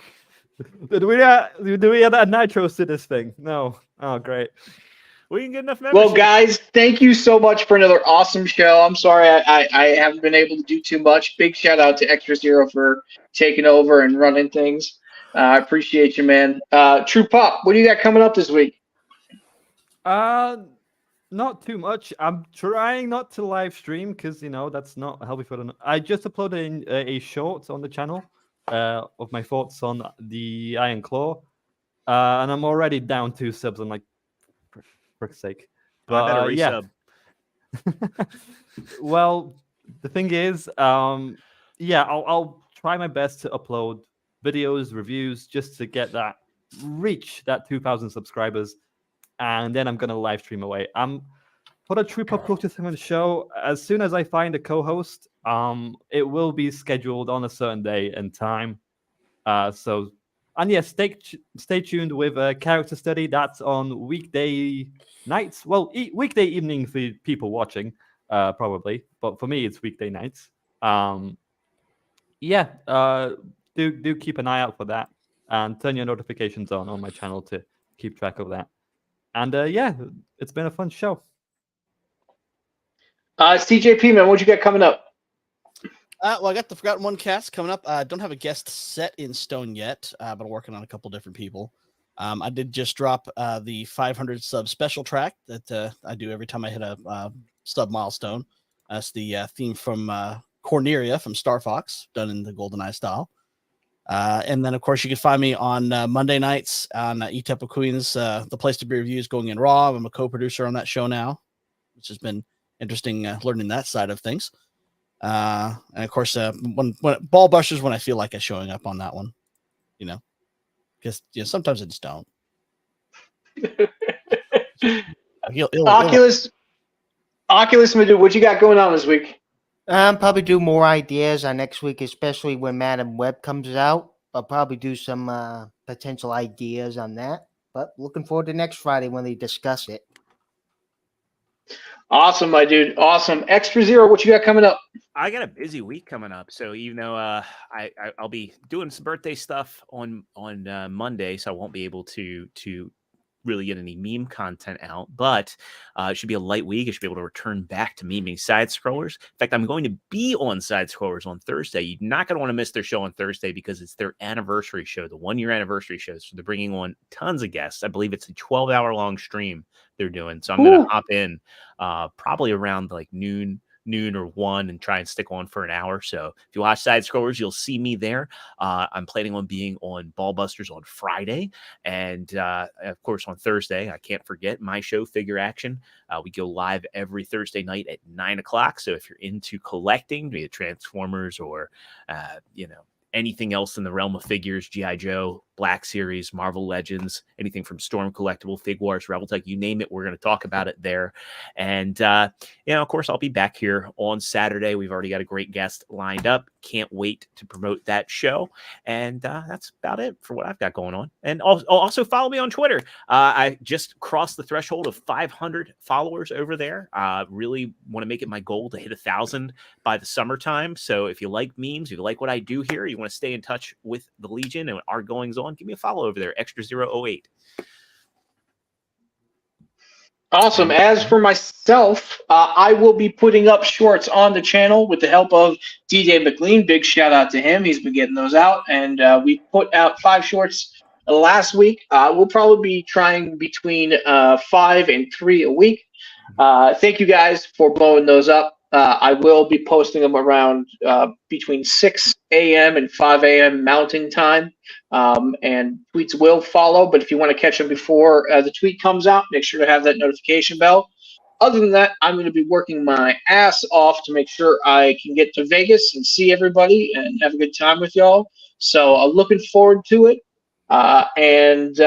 Thank you so much for watching, everybody. We'll see you next week. Same time, same place. And remember, keep on memeing.